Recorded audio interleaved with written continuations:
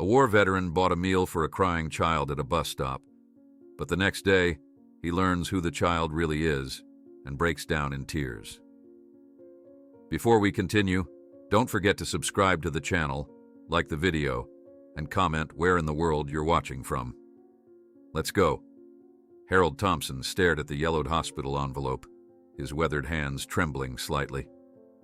At 78, medical test results rarely brought good news, especially when the doctor had scheduled an emergency appointment for the following day.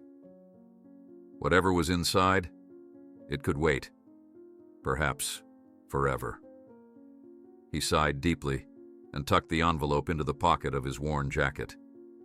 It hardly mattered now. Alone for 15 years, since his stubbornness had driven away Jessica, his only daughter, Harold had grown accustomed to the idea that he would die alone. The television in the background announced an approaching storm, but he needed to get out. Staying in his small apartment, with its dusty metals and faded photographs, would only worsen his mood. The living room walls, once covered with family photos, now showcased mostly military commendations and a few ancient fishing trophies. The only family picture remaining was of Thomas, his son, who never returned from Afghanistan. Harold avoided looking at it as he grabbed his cane from beside the door. Outside, the autumn air had a biting chill that matched his disposition. Harold pulled his jacket tighter and began his daily walk, the one routine that kept his arthritic knee from completely seizing up. The sky had darkened prematurely with storm clouds, and most people hurried past, eager to reach shelter before the rain began. At the bus stop 3 blocks from his apartment, a small, solitary figure caught Harold's attention. A dark-haired boy, no more than 10, was trying to hide his tears while huddling inside a black jacket, far too large for his thin frame. The boy's stomach growled loudly enough for Harold to hear from several feet away. "You, all right, son?" Harold asked, approaching cautiously. The boy startled, looking up with intense blue eyes filled with fear. "I'm waiting for my mom," he lied visibly, his gaze darting around the empty street. Harold noticed the boy's worn sneakers and the small backpack partially hidden behind the bench. His military training had taught him to spot details. This child wasn't waiting for anyone. He was running from something. "You hungry?" Harold offered, ignoring the pain in his own knee as he lowered himself to the boy's eye level. "There's a diner right across the street. I could buy you something while you wait." The boy hesitated, studying Harold's face with surprising intensity. Harold recognized that look, the quick calculation of risk versus reward that he'd seen in war zones when offering candy to local children.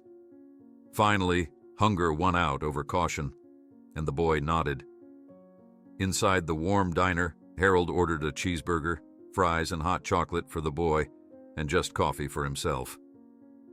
He watched as the child devoured the food with the focused determination of someone who hadn't eaten properly in days. "Michael," the boy finally mumbled between bites. "My name's Michael. Thanks for the sandwich, mister." "Harold Thompson," he replied, extending his hand formally. The boy shook it with surprising firmness. "And you're welcome." Something about the boy's face triggered a strange sensation in Harold. Those blue eyes, they seemed so familiar, reminding him of his late son, Thomas. The same intensity, the same quick intelligence. "Where's your mother, really?" Harold asked gently, noticing how the boy had tucked his backpack beneath the table and how his clothes were rumpled as if he'd been sleeping in them. Michael stiffened. She doesn't know where I am." A police siren wailed nearby, making the boy jump in his seat. His eyes widened with unmistakable fear. "I need to go," he said abruptly, grabbing his backpack. "Wait!" Harold reached for him, but his knee protested violently, sending a sharp pain up his leg. By the time he managed to stand, Michael had vanished into the afternoon crowd gathering as the first raindrops began to fall. Harold lingered a moment, wondering if he should try to find the boy, but what could he do? He wasn't family, and the child clearly didn't want to be found. With a heavy sigh, he paid the bill and headed back to his apartment, the rain now falling steadily. When he reached his floor, Harold immediately noticed something wrong. His door stood slightly ajar, the lock seemingly intact. Someone had entered with a key or picked the lock professionally. Cautiously, he retrieved his old baseball bat from behind the coat rack and entered, limping slightly. The intruder, a bulky man in a dark overcoat, was rummaging through Harold's desk drawers. "Who the hell are you?" Harold barked, raising the bat. The man turned quickly, his hand moving instinctively toward his waistband before stopping. "Mr. Thompson, I'm Detective Morales. I'm looking for a missing boy." Before Harold could respond, the detective pulled out a photograph of Michael. "He ran away from home 2 days ago. We have reason to believe you might have seen him." Harold lowered the bat slightly but maintained his grip.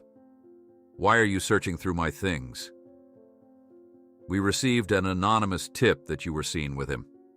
Your door was unlocked," Morales explained, his gaze assessing the apartment.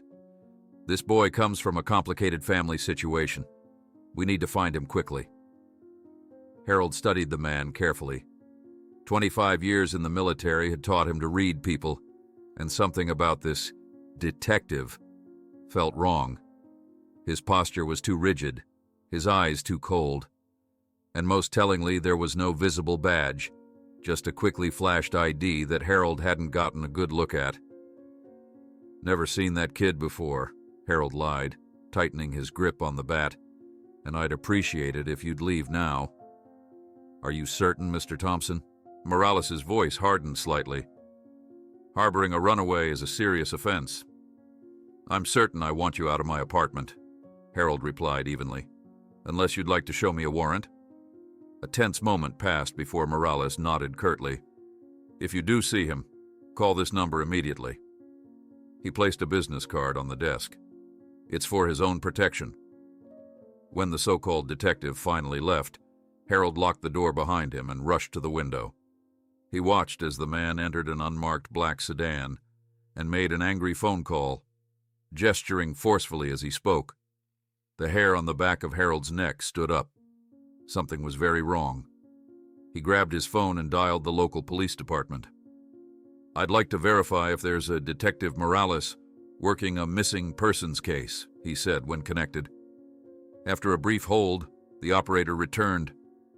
"Sir, we don't have anyone by that name working juvenile cases, and there's no active search for a boy matching the description you provided." Harold thanked her and hung up, his soldier's instincts now fully alert. He systematically checked his apartment to see what the intruder might have been looking for. Nothing seemed missing, but his desk drawers had been thoroughly searched. As he moved his old armchair to check behind it, something small and metallic glinted on the floor. Harold bent down with effort and picked up what appeared to be a medical identification bracelet. Under the apartment's harsh lighting, the engraving was clear: Michael Thompson, allergic to penicillin. Harold nearly dropped the bracelet. Thompson. The same last name couldn't be coincidence, could it? His hands began to tremble worse than they had with the medical envelope. The boy's features returned to his mind. Those familiar blue eyes, the shape of his chin. Could Michael somehow be related to him? He sat heavily in his armchair, the bracelet clutched tightly in his fist. If the boy was a Thompson, and in danger from whoever that false detective really was, Harold needed to find him quickly. But where would a scared 10-year-old go in a coming storm? Harold's thoughts raced through possibilities when he remembered something crucial. Michael had been at a bus stop, not just any bus stop, but one on Route 37, which only went 2 places. Downtown and toward the old industrial district where abandoned warehouses would provide shelter for someone wanting to disappear. He was reaching for his jacket, ready to go search, when he heard a soft thump from his bedroom. Harold froze, listening intently. The sound didn't repeat, but he was certain he hadn't imagined it. Someone else was in the apartment. Gripping the baseball bat again, Harold moved silently toward the bedroom door, a skill that hadn't abandoned him despite the years since combat. He counted to 3 in his head before pushing the door open swiftly, bat raised.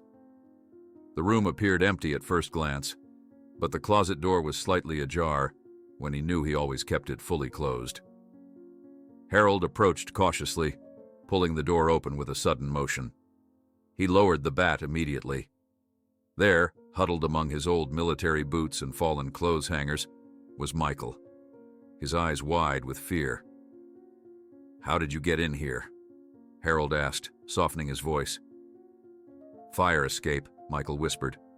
"I followed you home. I didn't know where else to go. There are men looking for me." "Men like the one who was just here? The fake detective?" Michael nodded, tears welling in his eyes. "Please don't call them. My dad sent them. They'll hurt me." Harold looked down at the medical bracelet still clutched in his hand, then back at the frightened boy with the hauntingly familiar eyes. Before he could ask more questions, his phone rang loudly, making them both jump. While Michael remained hidden in the closet, Harold limped back to the living room and checked the caller ID. The number displayed on the screen made his heart nearly stop, a number he hadn't seen in 15 years, belonging to his daughter Jessica. Harold's hand trembled as he stared at the phone screen. After 15 years of silence, his daughter was calling him. He hesitated for only a moment before answering. "Hello?" His voice cracked with tension. "Dad?" Jessica's voice came through, thick with emotion.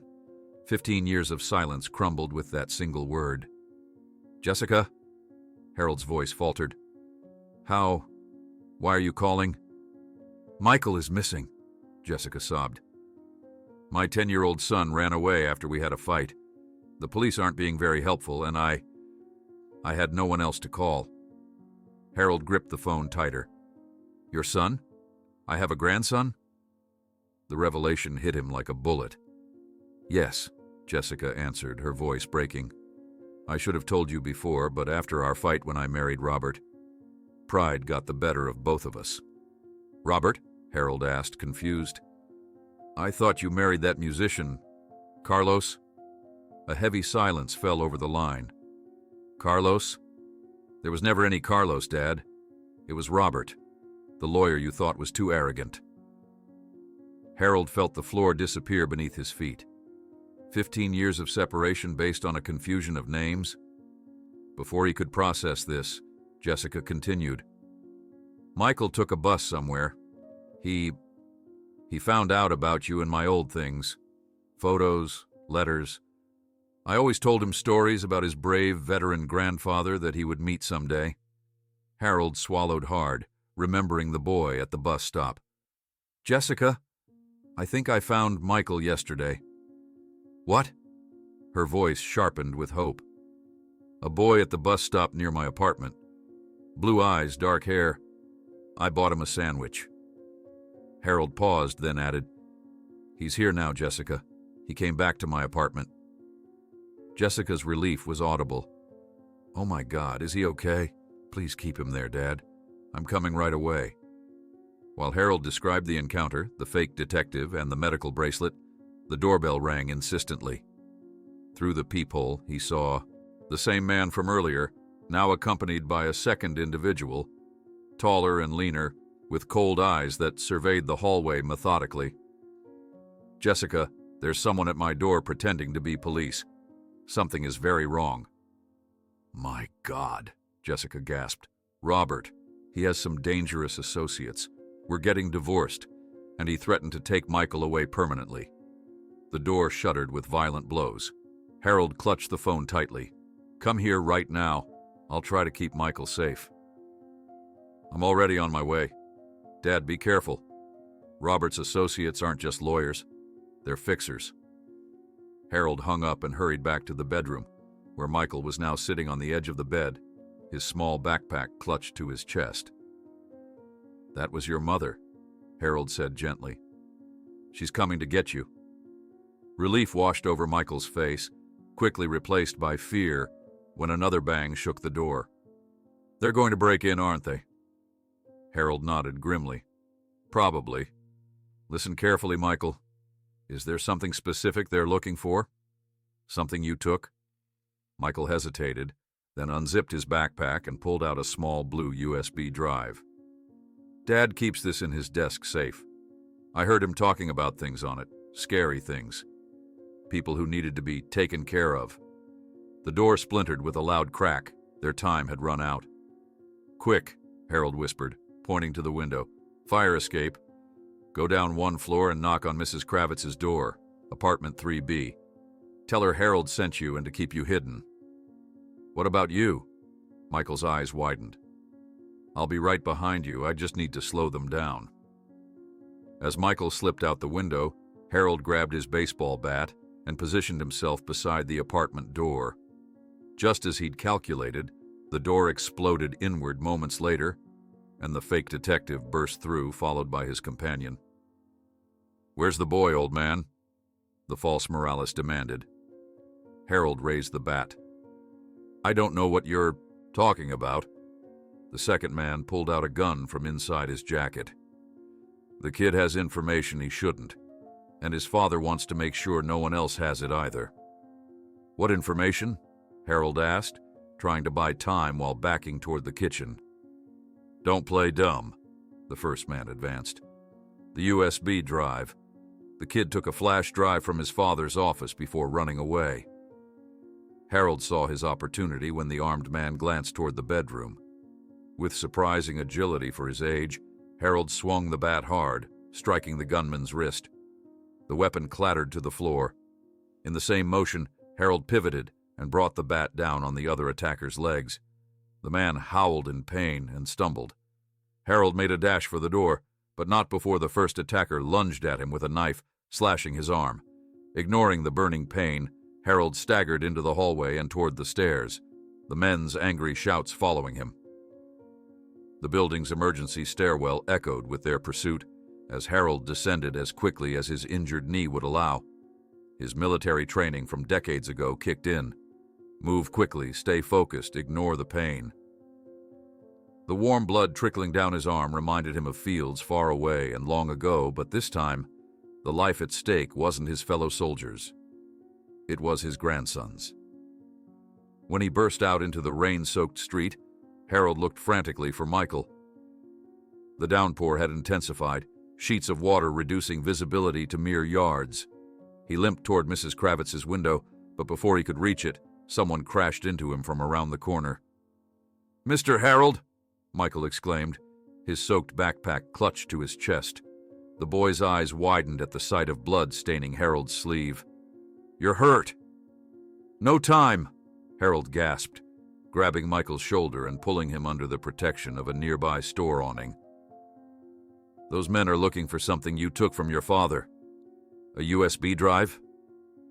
Michael's eyes widened in surprise. "How do you know about that? And how do you know my last name?" "I'm your grandfather," Harold said, the words sounding strange to his own ears. "Your mother called me. She's on her way here. We need to find somewhere safe." Michael hesitated only for a second before opening his backpack and showing the small blue USB drive.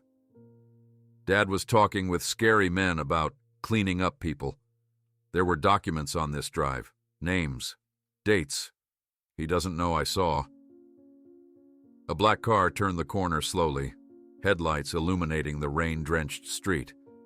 Harold pulled Michael into a convenience store. "We'll use the phone and call your mother," Harold said. "She's coming here." While they waited by the store's counter, Harold noticed through the window the two men approaching the shop. "Michael, is there anyone else involved in this? Who does your father work for?" "Judge Coleman," Michael whispered. "Dad always says the judge fixes everything for him." Harold's blood ran cold.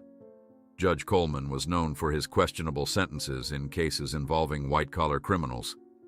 If Robert was involved with him. The store clerk, noticing the situation, pointed to a back door. "Go out that way, I'll stall these guys." Before they could thank him, a familiar voice shouted from the parking lot. "Michael!" Jessica was getting out of her car, completely oblivious to the two men who now turned in her direction. Harold's heart nearly stopped.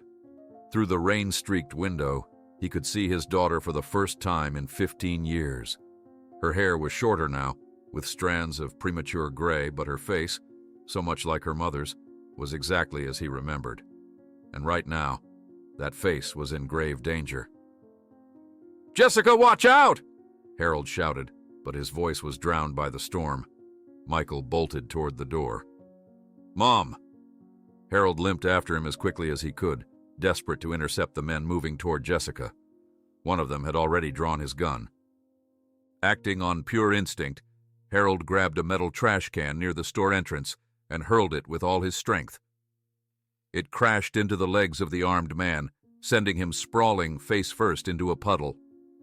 Jessica embraced Michael fiercely, her relief instantly turning to terror as she noticed the second man approaching. Harold reached them, pushing both toward her car.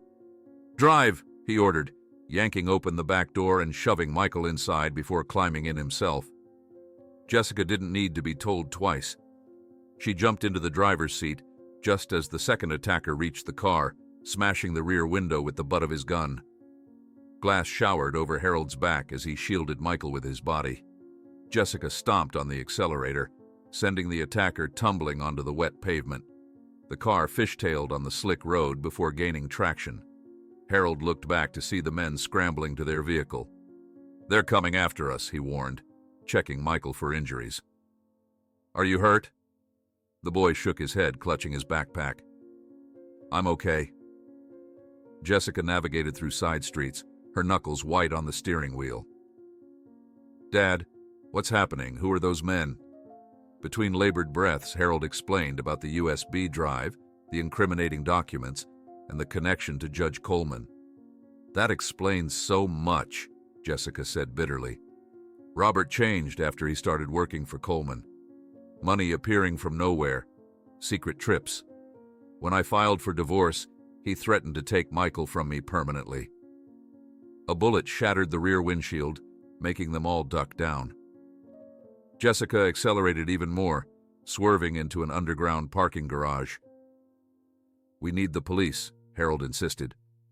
"We can't trust them," Jessica replied, her voice tight with tension.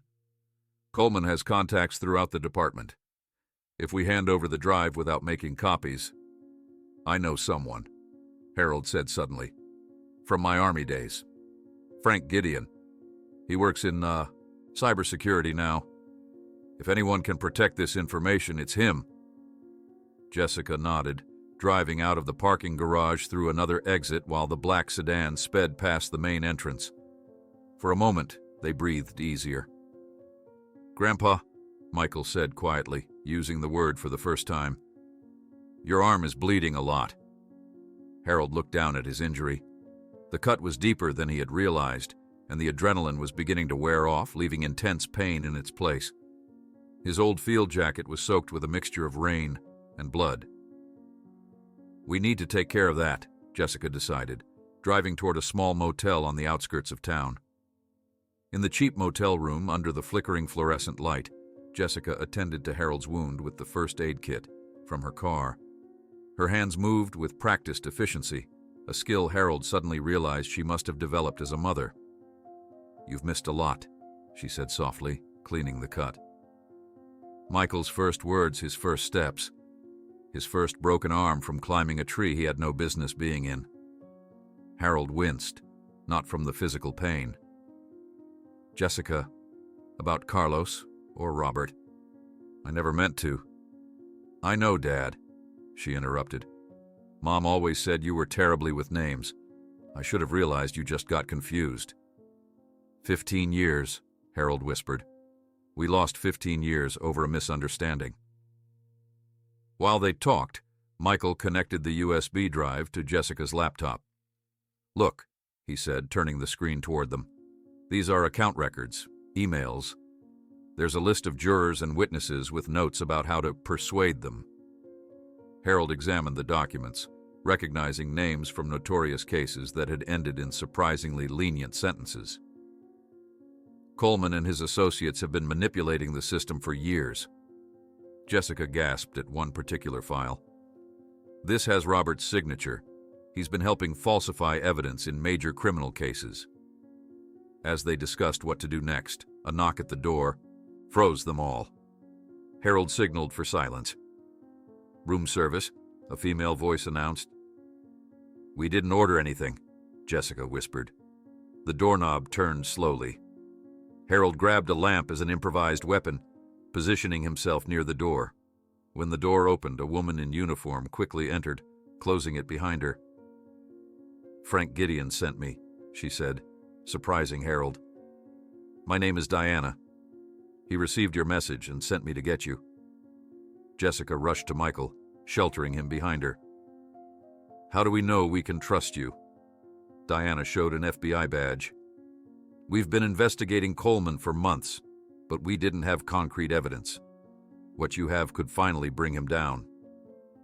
As they began gathering their belongings, headlights illuminated the motel room window. Diana peeked through the curtain. "Damn! They found you! We need to go now!" Jessica ran toward Michael as the tires of the black sedan screeched in the parking lot. Harold gripped the lamp tighter, preparing himself for another confrontation. "Jessica, watch out!" Harold shouted, but his voice was swallowed by the storm's fury. Michael sprinted toward his mother while Harold struggled to keep pace, his injured knee protesting with each step. Through the rain-blurred vision, he saw Jessica's face light up at the sight of her son, completely unaware of the danger approaching from behind. The taller of the two pursuers had already drawn his gun, aiming it in Jessica's direction. In that split second, Harold's military instincts took over. He grabbed a metal trash can from beside the convenience store entrance and hurled it with surprising strength. It crashed into the gunman, sending him sprawling into a puddle. Jessica wrapped her arms around Michael in a fierce embrace, her relief instantly morphing into terror as she noticed the second man closing in. Harold reached them, pushing both toward her car. "Drive," he commanded, yanking open the rear door and practically throwing Michael inside before climbing in himself, his wounded arm leaving bloody smears on the upholstery. Jessica didn't hesitate. She jumped into the driver's seat just as the second attacker reached the vehicle, smashing the rear window with the butt of his gun. Glass showered over Harold as he instinctively covered Michael with his body. Jessica stomped on the accelerator, and the car lurched forward, tires spinning on the wet pavement before finding purchase. Through the shattered window, Harold watched the men scrambling toward their sedan. "They're following us." Jessica navigated frantically through rain-slicked streets, her knuckles white against the steering wheel. "Dad, what the hell is happening? Who are these people?" Between labored breaths, Harold explained about the USB drive, the fake detective, and Michael's revelation about Judge Coleman. "That explains so much," Jessica said bitterly, making a sharp turn that sent them all sliding across the seats. Robert changed after he started working for Coleman. Suddenly there was money appearing from nowhere, late-night phone calls, mysterious business trips. When I filed for divorce, Her voice cracked. "He threatened that I would never see Michael again." A bullet punched through the trunk with a metallic thunk, making them all flinch. Jessica pressed the accelerator harder, swerving into the entrance of an underground parking garage. "We need to call the police," Harold insisted, checking Michael for injuries. The boy was pale but stoic, clutching his backpack to his chest. "We can't trust the police," Jessica replied, her voice tight with tension as she navigated through the dimly lit structure. "Coleman has connections throughout the department. Robert always bragged about it. If we surrender the drive without making copies..." "I know someone," Harold said, wincing as he adjusted his position to ease the pressure on his bleeding arm. "From my Army days, Frank Gideon. He works in cybersecurity now. If anyone can protect this information and know what to do with it, it's him." Jessica nodded, driving toward an exit on the opposite side of the garage while the black sedan screeched into the main entrance behind them. For a moment, they breathed easier as their pursuers passed straight by the secondary exit, continuing deeper into the garage. "Grandpa," Michael said quietly, the word sounding strange yet natural in his mouth. Your arm's bleeding really bad. Harold looked down at his injury. The slash was deeper than he'd initially realized, and now that the adrenaline was wearing off, the pain intensified. His jacket sleeve was soaked through with blood, the fabric clinging wetly to his skin. We need to take care of that, Jessica decided, glancing anxiously at the rearview mirror as she navigated away from the garage. There's a motel about 20 minutes from here, off the highway. We can stop there, regroup, and contact your friend. The rain had lessened to a steady drizzle by the time they reached the rundown motel. Jessica parked their damaged car behind the building, out of sight from the main road. Stay here, she told Michael, handing him her phone. If you see anyone suspicious, call 911 immediately. In the dingy motel room, under the flickering fluorescent light, Jessica attended to Harold's wound with the first aid kit from her car. Her movements were efficient and practiced. You've gotten good at this, Harold observed, gritting his teeth as she cleaned the cut. Single motherhood comes with a crash course in emergency medicine, she replied with a tired smile. Michael's quite the adventurer. Broken arm at 7, stitches at 8 after trying to build a treehouse on his own. While she bandaged his arm, Michael connected the USB drive to Jessica's laptop. I want to see what Dad was hiding, he said, his young face uncharacteristically serious. Why those men are willing to hurt people for it. The laptop screen illuminated Michael's face as files opened before him. Look, he said, turning the computer toward the adults. These are account records, emails. There's a list of jurors and witnesses with notes about how to persuade them. Harold leaned forward, examining the documents. He recognized several names from high-profile cases that had ended in surprisingly lenient sentences. Coleman and his associates have been manipulating the judicial system for years. Jessica gasped at one particular file. This has Robert's signature. He's been helping falsify evidence in major criminal cases. Her voice trembled. How could I have been so blind? You weren't blind, Harold said gently. Robert was careful. Men like him always are. Michael scrolled through more files. There's something about Operation Clean Sweep. It mentions eliminating loose ends after the Martelli trial. Harold and Jessica exchanged alarmed glances. The Martelli case had been front-page news last year. A prominent businessman accused of embezzlement, who walked free despite overwhelming evidence. 2 key witnesses had subsequently died in apparent accidents. This isn't just corruption, Harold said grimly. It's murder. As they discussed how to proceed, a knock at the door froze them all mid-sentence. Harold signaled for silence, his body tensing despite the pain in his arm. Room service, a female voice announced. Jessica frowned. We didn't order anything. The doorknob turned slowly. Harold grabbed a lamp as an improvised weapon, positioning himself near the door. Jessica pulled Michael behind her, backing toward the bathroom. When the door opened, a woman in hotel uniform quickly entered, closing it behind her. She was in her 30s, athletic build, with alert eyes that immediately assessed everyone in the room. Frank Gideon sent me, she said, surprising Harold. My name is Diana Reyes. He received your message and sent me to extract you. How do we know we can trust you? Harold demanded, still gripping the lamp. Diana withdrew an FBI badge from her pocket. We've been investigating Coleman for months, but we didn't have concrete evidence. What you have could finally bring him down. Harold studied the badge carefully before lowering the lamp.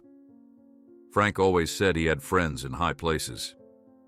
He's more than a friend, Diana replied. He's been our technical consultant on this case from the beginning. As they began gathering their belongings, headlights swept across the motel room window. Diana peeked through the curtain. Damn, they found you. We need to go now.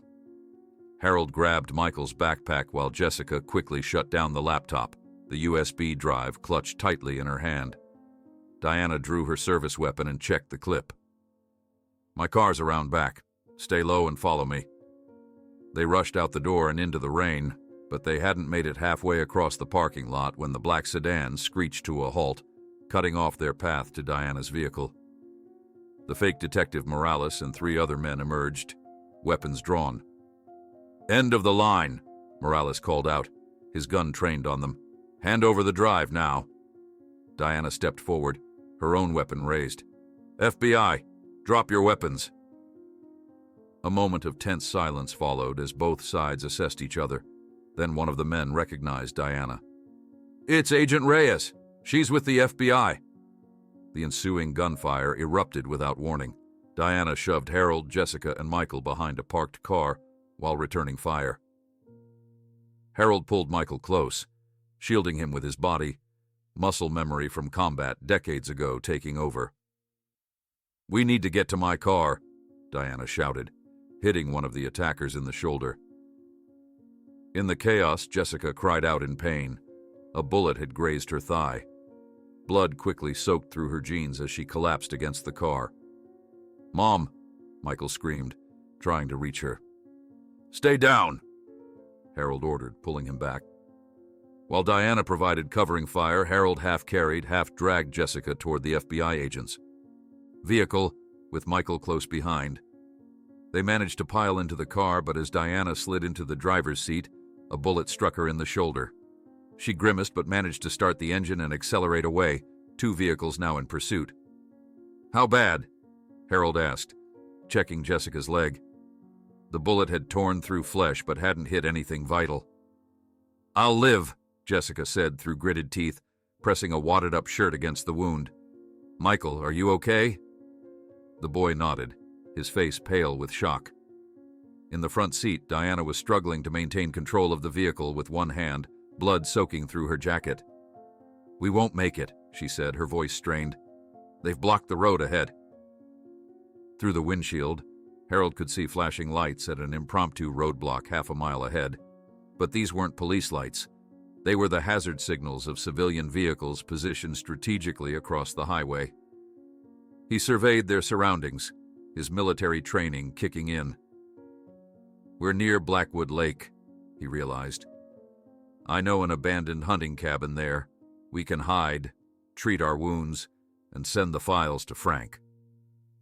Diana nodded, following Harold's directions to turn off the main road onto a barely visible dirt track that wound through dense woods. The pursuing vehicles sped past the concealed entrance, continuing toward the false roadblock. The cabin was small and dilapidated, but its isolation made it perfect. Harold helped Jessica inside while Diana checked the perimeter, her weapon ready despite her injury. Once inside, Harold treated Jessica's and Diana's wounds as best he could, using his military first aid training.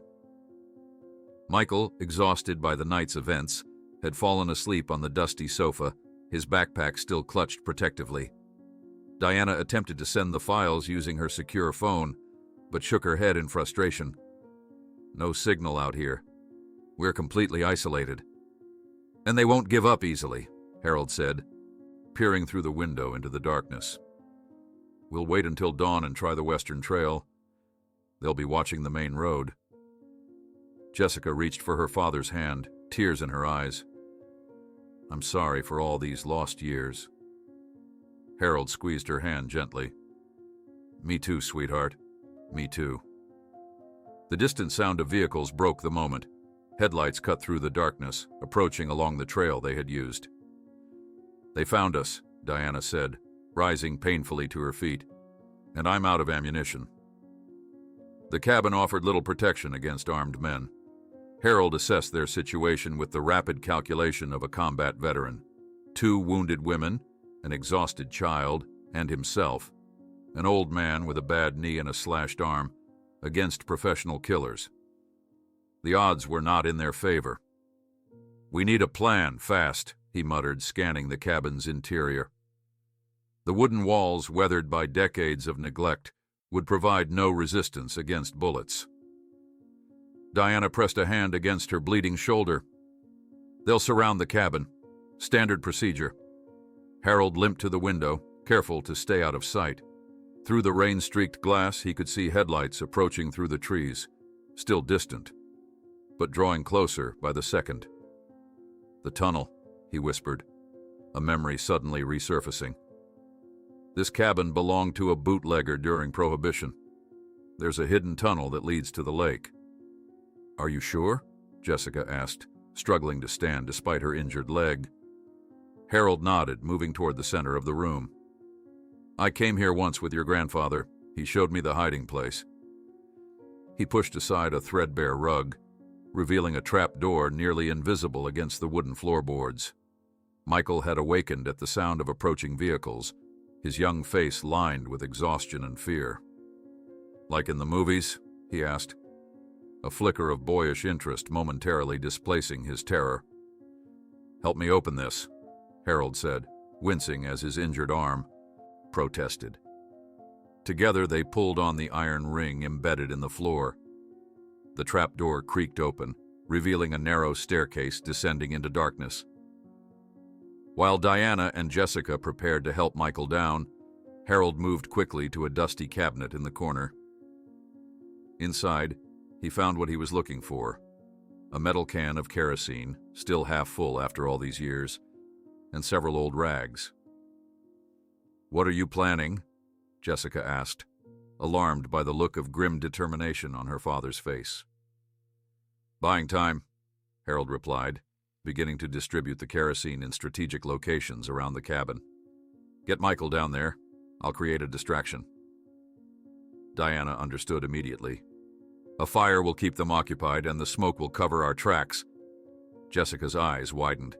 Dad, no! Come with us now. I'll be right behind you, Harold promised. But someone needs to light the fuse, and I'm the slowest with this knee. I'll have a better chance if they're distracted by the flames. Reluctantly, Jessica helped Michael into the tunnel. Diana followed, her FBI training momentarily overcome by her injury as she struggled down the narrow steps. I'll wait for you at the lake exit, Jessica insisted, her eyes meeting her father's with a mixture of newfound trust and ancient fear. Don't you dare not show up. Harold nodded, continuing to prepare his trap. The approaching vehicles were close now, engines growling as they navigated the rough terrain. He had perhaps 2 minutes before they arrived. Working quickly, he soaked rags in kerosene and positioned them near flammable materials. He created a trail of fuel leading from various points back to the trap door, ensuring that the fire would spread in multiple directions simultaneously. As the first vehicle pulled up outside, Harold slipped into the tunnel, leaving the trap door slightly ajar. From below, he heard the cabin door being kicked open, followed by heavy footsteps overhead. Search everything, he recognized. Morales' voice. They're here somewhere. Harold struck a match and touched it to the kerosene trail. The flame raced upward along his carefully laid path, and within seconds, he heard shouts of alarm as the fire took hold. Descending the stairs as quickly as his injured knee would allow, Harold found himself in a narrow earthen tunnel, shored up with ancient wooden beams. The air was damp and heavy with the scent of wet soil and decay. He pulled a small flashlight from his pocket, illuminating the path ahead. The tunnel stretched before him, curving gently to follow the natural contour of the land as it sloped toward the lake. Above, he could hear the chaos erupting as the fire spread. The muffled sound of gunshots suggested the men were firing wildly, perhaps thinking they were under attack. Harold pressed forward, ignoring the throbbing pain in his arm and knee. The passage narrowed in places, forcing him to duck his head and press his shoulders inward. For a younger man, the journey would have been uncomfortable but manageable. For Harold, each step was an exercise in endurance. After what seemed like an eternity but was likely only minutes, the tunnel began to slope upward. Ahead he could see a faint glimmer of light, the exit. As he approached, he heard Jessica's anxious whisper. Dad, is that you? I'm here, he called softly, emerging from the tunnel onto a small, secluded beach at the lake's edge. The rain had stopped, though clouds still obscured the moon. Diana, Jessica, and Michael waited beside a small rowboat, partially hidden by overhanging trees. "I thought you wouldn't make it," Jessica said, embracing him despite her injury. "An old soldier always has a backup plan." Harold managed a smile, though his entire body ached with exhaustion. He looked toward the cabin, now visible as a glowing orange beacon on the hillside above the lake. Flames licked at the roof, and figures could be seen rushing about in obvious confusion. "We need to move," Diana urged, already helping Michael into the boat. "That fire will draw attention beyond Coleman's men." Harold assisted Jessica into the craft before climbing in awkwardly himself, his knee nearly giving out as he stepped from the shore to the rocking boat. Diana pushed them off, then climbed in, taking up the oars despite her injured shoulder. "Let me," Harold offered, but Diana shook her head. "Save your strength. I'm trained for this." They moved silently across the dark lake, the rhythmic dip and pull of the oars, the only sound beyond the distant crackle of the burning cabin. Occasionally gunshots still rang out, echoing across the water. Michael huddled against Jessica, his small frame shivering from cold and fear. Harold removed his jacket, ignoring the bloodstains, and wrapped it around his grandson. "Will they follow us?" Michael asked, his voice small. "They'll be busy with the fire for a while," Harold assured him. "By the time they realize we're gone, we'll be far away." On the opposite shore, Diana guided the boat into a small cove hidden by reeds. "There's an old fire road about a quarter-mile through those trees," she explained, pointing toward a barely visible path. "It connects to County Road 17, where we might flag down help or get cell reception." Their progress through the woods was slow and painful. Jessica limped heavily, leaning on Harold, while Diana led the way, her gun drawn despite her earlier claim of being out of ammunition. A tactical lie, Harold realized, meant to keep them from panicking. When they finally reached the fire road, Diana's phone suddenly chimed, indicating it had found a signal. While the others rested against a fallen log, she made several calls, her voice low and urgent. "They're sending backup," she announced, returning to the group. "And I was able to transmit the data from the drive. Our technical team has it now." "What happens next?" Jessica asked, wincing as she adjusted her makeshift bandage. "Arrests," Diana replied, grimly. "Coleman, Robert, and everyone implicated in those files.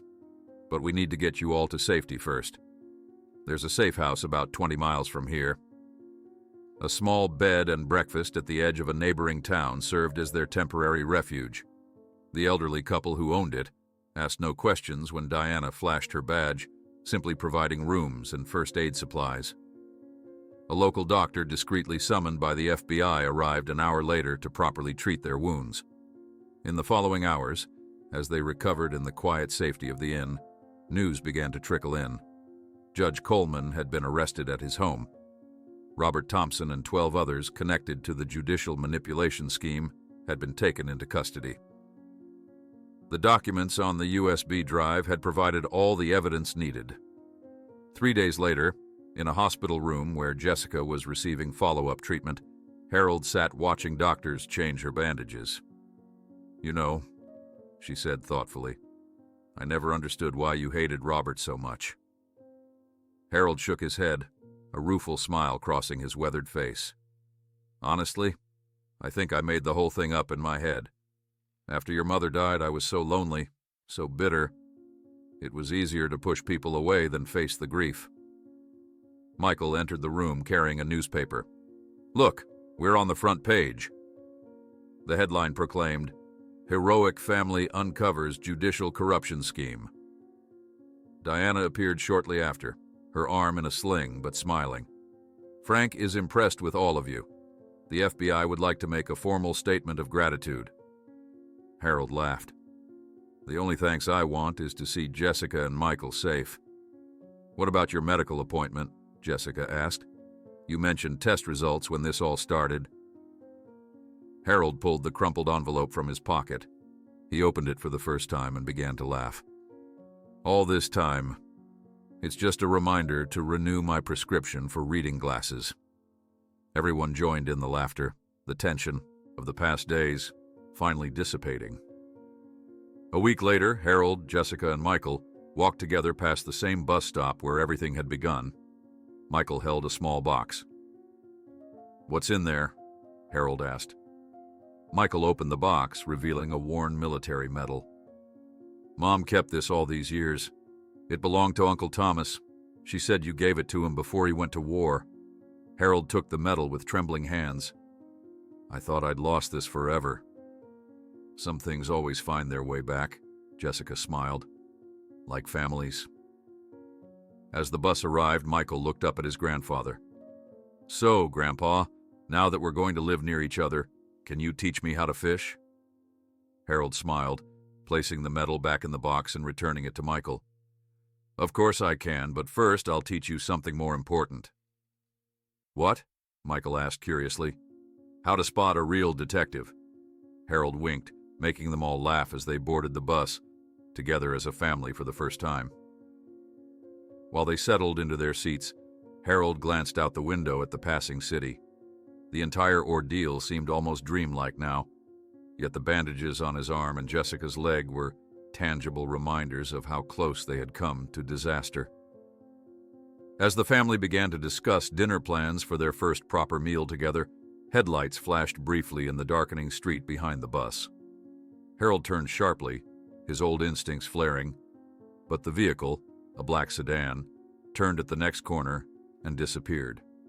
As they pulled away from the curb, Michael asked innocently about where they would live and what school he might attend, but Harold's gaze remained fixed on the street behind them, the peaceful moment shattered by an unwelcome thought. What if Coleman's reach extended beyond those they'd already identified? While they rode through the gathering dusk, Harold wrapped an arm protectively around his newfound family, his eyes constantly scanning the road behind them. The fire at the cabin had bought them time and destroyed evidence of their escape route, but experienced hunters always found their prey eventually. Harold emerged from the tunnel, his clothes soaked with sweat and grime, to find Diana, Jessica, and Michael anxiously waiting by a small rowboat partially concealed beneath overhanging branches. The night air felt cool against his skin after the suffocating confines of the underground passage. "Dad!" Jessica's voice broke with relief. She hobbled toward him despite her injured leg, embracing him tightly. "I thought you wouldn't make it." "An old soldier always has a backup plan." Harold managed to smile, though every muscle in his body screamed for rest. He glanced back toward the cabin, now a blazing inferno silhouetted against the night sky. Figures darted around the structure, their shouts carrying faintly across the lake. "They're shooting at shadows," Diana observed, her voice strained from the pain of her shoulder wound. "But they'll figure it out soon enough. We need to move." Harold helped Jessica into the boat, while Diana assisted Michael. The small craft wobbled precariously as Harold climbed aboard, his injured knee nearly buckling at the awkward transition from shore to rocking boat. Diana pushed them off from the muddy bank before climbing in herself, taking up the oars despite her injury. "Let me," Harold offered, reaching for the oars. Diana shook her head. "Save your strength. I'm trained for this." They glided silently across the dark water, putting distance between themselves and the burning cabin. The rhythmic splashing of the oars provided a counterpoint to the distant crackling of flames and occasional gunshots. Michael huddled against Jessica, shivering in the night air. Harold removed his jacket, blood-stained though it was, and wrapped it around his grandson's shoulders. "Will they find us?" Michael whispered, his eyes reflecting the distant flames. "Not before we're long gone," Harold assured him, though he kept glancing behind them, alert for pursuit. When they reached the opposite shore, Diana guided the boat into a small, reed-concealed inlet. "There's an old fire road through those trees," she explained, pointing toward a barely visible path. "It connects to County Road 17. We might be able to flag down help or get cell reception there." Their progress through the woods was painfully slow. Jessica leaned heavily on Harold, each step a grimace of pain. Diana led the way, her service weapon drawn despite her earlier claim of being out of ammunition. A tactical lie, Harold realized, meant to prevent them from panicking in the cabin. When they finally reached the fire road, Diana's phone chimed unexpectedly, causing them all to start.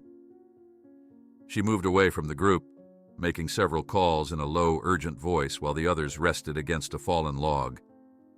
"I've reached my team," she announced upon returning.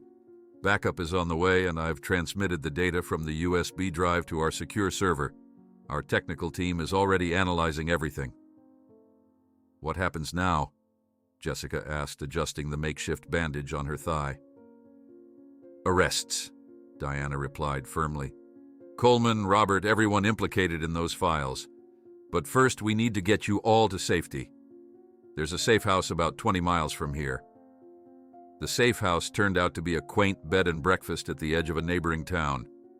The elderly couple who owned it asked no questions when Diana flashed her badge, simply providing rooms and first aid supplies. A local doctor connected to the FBI arrived an hour later to properly treat their wounds.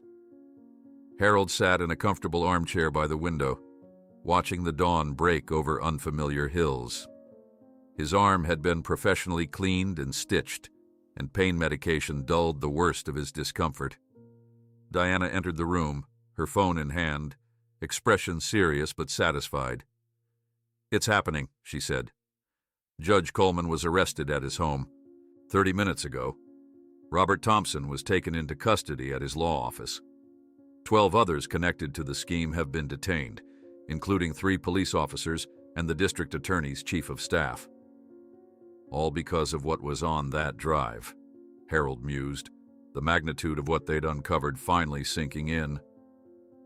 "And because Michael was brave enough to take it," Diana added, glancing toward the adjoining room where the boys slept, exhausted from their ordeal.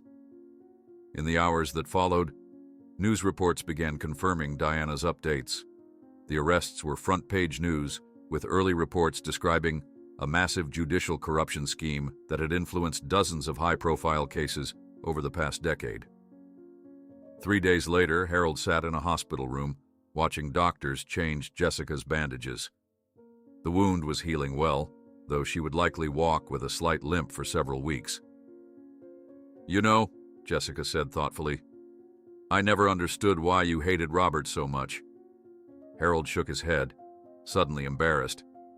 "Honestly, I think I made the whole thing up in my head. After your mother died, I was so lonely, so bitter. It was easier to push people away than face the grief. And Carlos? I don't even know where that name came from," Harold admitted.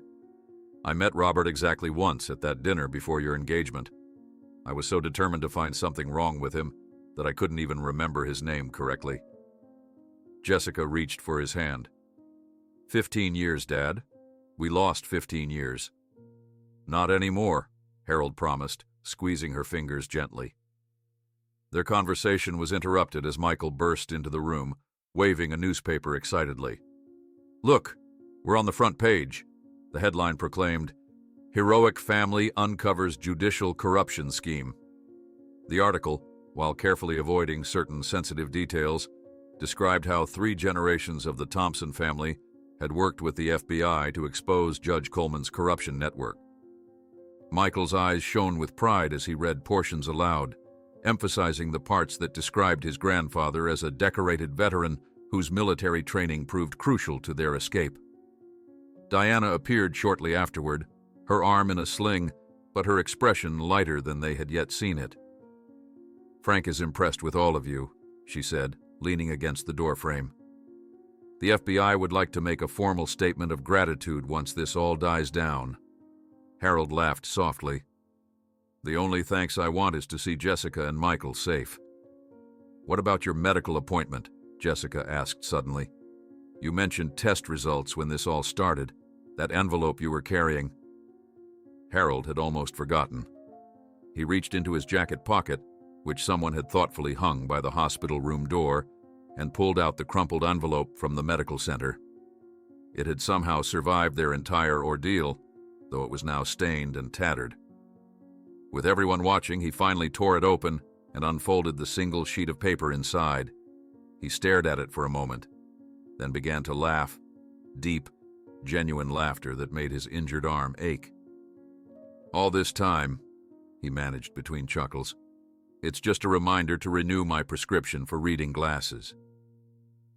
The tension that had been building broke, and they all joined in the laughter, even Diana.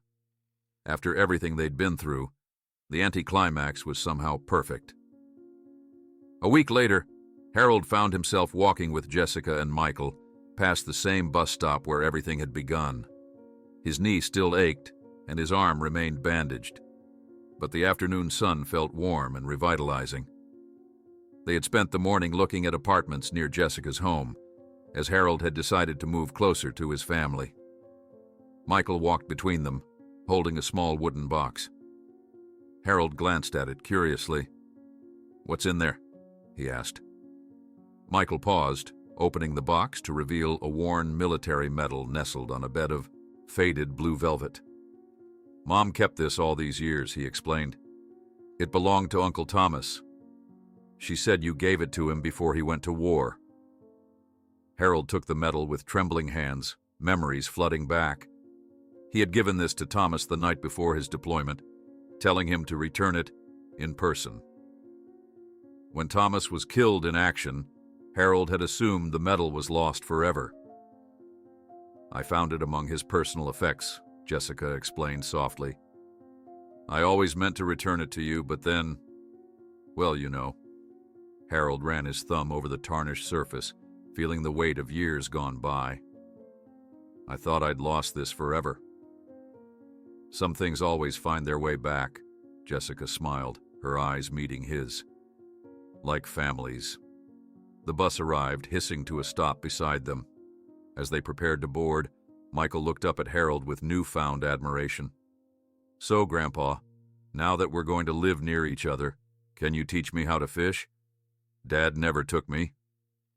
Harold smiled, carefully placing the medal back in the box and returning it to Michael. "Of course I can.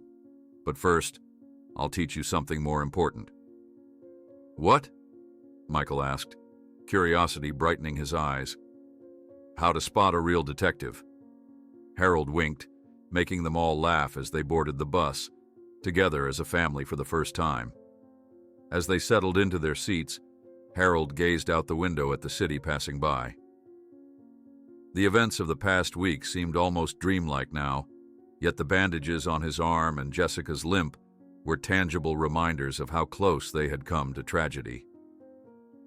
The bus turned onto a tree-lined avenue, and Harold allowed himself to relax slightly. Diana had assured them that the FBI would maintain surveillance for some time, just as a precaution. Coleman's network was extensive, and while the main players had been arrested, they couldn't be certain they'd identified everyone involved. "What are you thinking about, Dad?" Jessica asked, noticing his distant expression. "The future," he replied honestly. "It's been a long time since I had one to look forward to." As the bus continued its route, Harold was struck by the ordinary scenes outside the window. People going about their daily lives, unaware of the corruption that had been festering in their justice system, or the dangers his family had faced to expose it. There would be trials and testimonies ahead, but for now, they had earned this moment of peace. A week later, while Harold, Jessica, and Michael walked together past the same bus stop where everything had begun, Michael removed something small and shining from a box, an object that Harold believed had been lost forever. The metal gleamed in the sunlight, its brass surface worn but still proud after all these years. Harold held it reverently, turning it over in his weathered hands, remembering the moment he had pinned it on Thomas's uniform before his final deployment. The inscription on the back remained clear: "Courage finds its own way home." "I kept it in my jewelry box all this time," Jessica explained, watching her father's reaction. "Even during those years when we weren't speaking, I couldn't bring myself to throw away anything that connected us to Thomas. Or to you." Harold cleared his throat, fighting back the emotion that threatened to overwhelm him. "I never thought I'd see this again." Michael watched intently, sensing the significance of the moment, even if he couldn't fully understand it. The three of them stood together at the bus stop where their journey had begun, the ordinary bustle of the city continuing around them, as if nothing extraordinary had happened in their lives. "Can I hold it?" Michael asked. Harold carefully placed the medal in his grandson's palm. "Your uncle received this for saving 3 men under heavy fire. He always said he was just doing his job, but that's what real heroes say." Michael studied the medal with newfound reverence. "Mom used to tell me stories about him, and about you, too." "Even when we weren't speaking?" Harold asked, glancing at Jessica. She nodded, a sad smile crossing her face. "I wanted him to know where he came from, the good parts anyway." A bus pulled up, but it wasn't theirs. As it departed, Harold noticed Michael staring thoughtfully at the medal. "I never met anyone brave before," Michael said.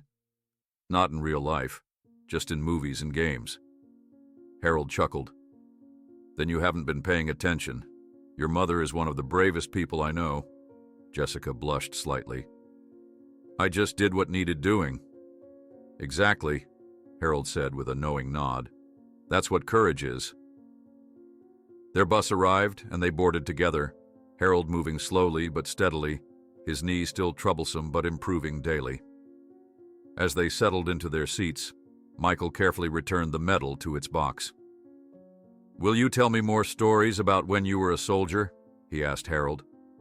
"Some of them," Harold promised. "The ones with good endings."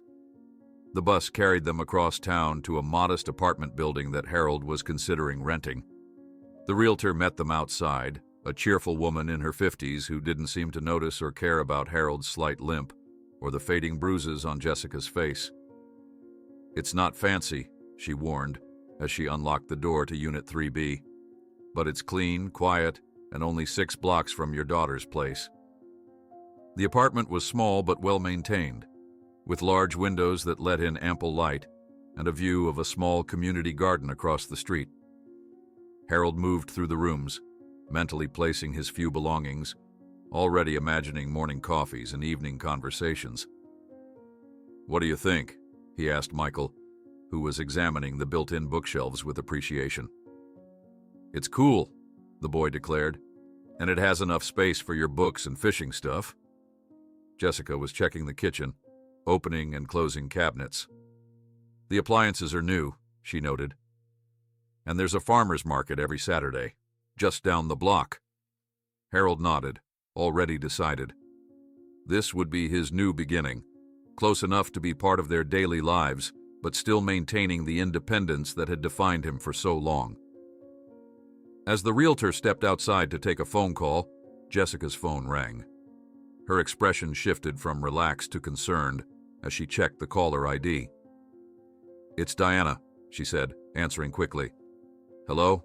Yes, he's right here." She handed the phone to Harold, her brow furrowed. "She wants to speak with you."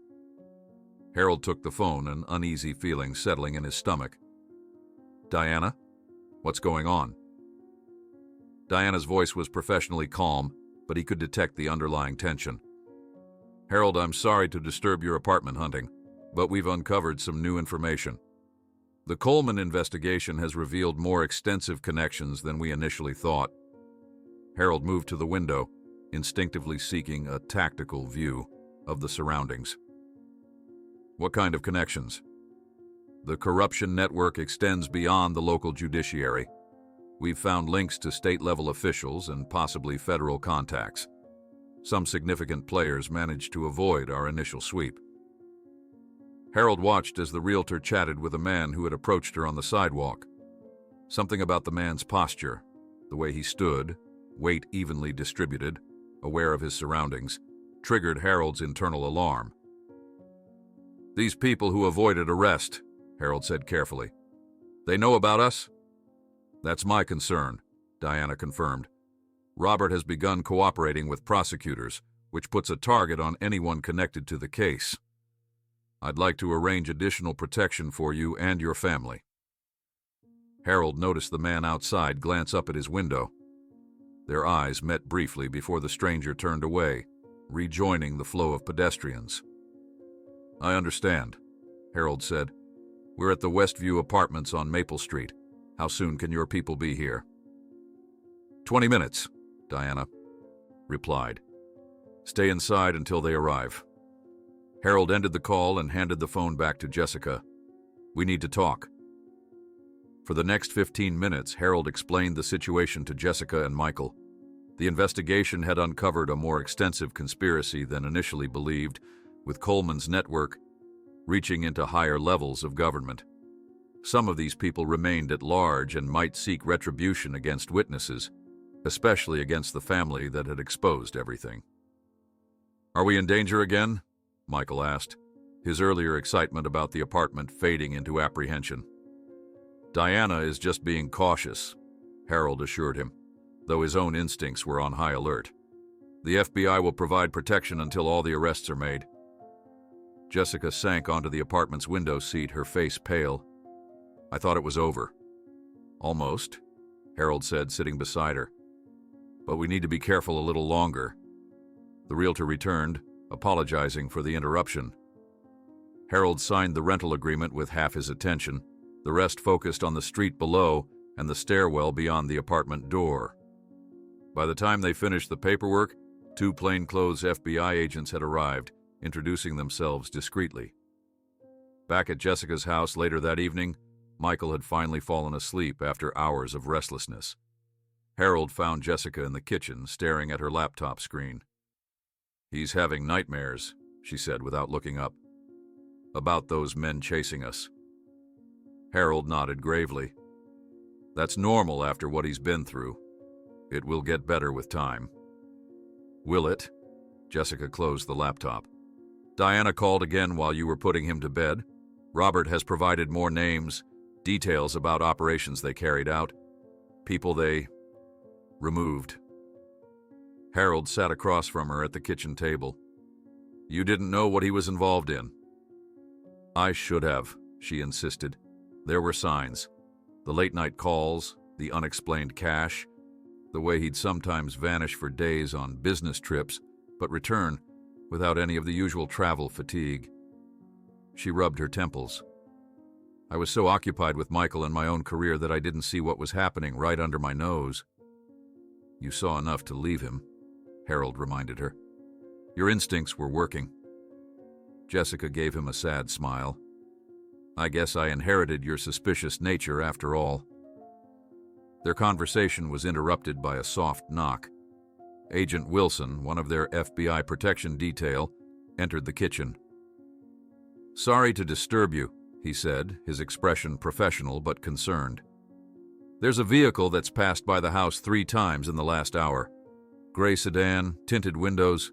My partner's running the plates now." Harold and Jessica exchanged worried glances. Before either could respond, Wilson's radio crackled with his partner's voice. "Car is registered to a shell company. Same pattern as known Coleman associates. Requesting backup." Wilson drew his weapon. "Stay inside, away from windows. I'm going to check the perimeter." As the agent slipped outside, Harold moved to the cabinet where he knew Jessica kept a small handgun. She had mentioned getting it after filing for divorce from Robert, a precaution that had seemed excessive at the time but now felt wholly justified. "I didn't think I'd ever need that," Jessica said, watching as Harold checked the weapon with practiced efficiency. "Better to have it and not need it," Harold replied, the familiar weight of the gun bringing back decades-old muscle memory. They dimmed the lights and positioned themselves away from windows. Harold's military training returned in full force, evaluating sight lines, identifying choke points, planning escape routes. The quiet house became a tactical environment. Diana called 20 minutes later with an update. "We've identified the vehicle. It belongs to an associate of Coleman's who wasn't in our initial arrest sweep. Additional agents are on their way. To you." "What about witness protection?" Jessica asked, her voice steady despite her obvious fear. "If these people are as dangerous as you say, that's an option we should discuss," Diana admitted. Temporary relocation until the trials conclude might be the safest approach. Harold, who had been listening silently, finally spoke. "I just found my family again. I'm not going into hiding." "Dad," Jessica began, but Harold raised his hand. "We'll take precautions, accept protection. But I've spent too many years alone, losing time I can never get back. I won't lose more." His expression softened as he looked at his daughter. "But you and Michael should go if that's what you decide is safest." Jessica reached across the table and took his hand. "We stay together, all of us." As they continued their discussion with Diana, planning security measures and court appearances, headlights swept across the kitchen wall as another car slowly drove past the house. Harold moved to the window, carefully peering through a gap in the curtains. The gray sedan had returned, moving at a crawl, its driver's face obscured by the darkness. As it passed under a streetlight, Harold caught a glimpse of the driver, a woman with short blonde hair, speaking into a phone. The car continued down the street and turned at the corner, disappearing from view. Harold remained at the window, the weight of the gun comfortable and familiar in his hand. A sentinel, guarding his newly reclaimed family. In the adjacent room, Michael's phone chimed with a text message alert. Jessica checked it, her face draining of color as she read the screen. "What is it?" Harold asked. "It's Robert," she whispered, turning the phone so Harold could see. "He's calling from prison." Jessica stared at the prison number flashing on Michael's phone, her hand visibly trembling. "Should I answer it?" she whispered, looking to Harold for guidance. Harold nodded grimly. "Put it on speaker. We all need to hear what he has to say." Jessica pressed the accept button and placed the phone on the kitchen table between them. "Robert?" "Jessica." The voice sounded thin and strained, barely recognizable as the confident lawyer Harold had briefly met years ago. "Are you alone?" "I'm with my father, and Michael is asleep," she replied, her eyes fixed on Harold's. "What do you want, Robert?" There was a pause filled with the ambient noise of the prison, distant voices, the metallic clang of doors. "I don't have much time," Robert finally continued, his voice lowered to almost a whisper. "They're watching me here. I'm not supposed to be calling." "Who's watching you?" Harold asked sharply. "Mr. Thompson," Robert acknowledged with no surprise at Harold's presence. "I'd say it's good to hear your voice again, but circumstances..." He trailed off, then resumed with sudden urgency. "Listen carefully. You're all in danger, more than you realize. Coleman wasn't the top of the food chain." Harold exchanged glances with Jessica. "We know. The FBI is already investigating the broader connections." "They won't find them all in time," Robert hissed. "There's a man, Anton Mercer. He's a cleaner, a professional. They've brought him in specifically for you."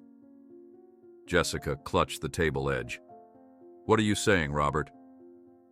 "I'm saying they've hired a killer," Robert's voice cracked. "Mercer specializes in making deaths look accidental or suicidal. He's methodical, patient, and he's already in town." "Why are you telling us this?" Harold demanded, suspicion coloring his tone.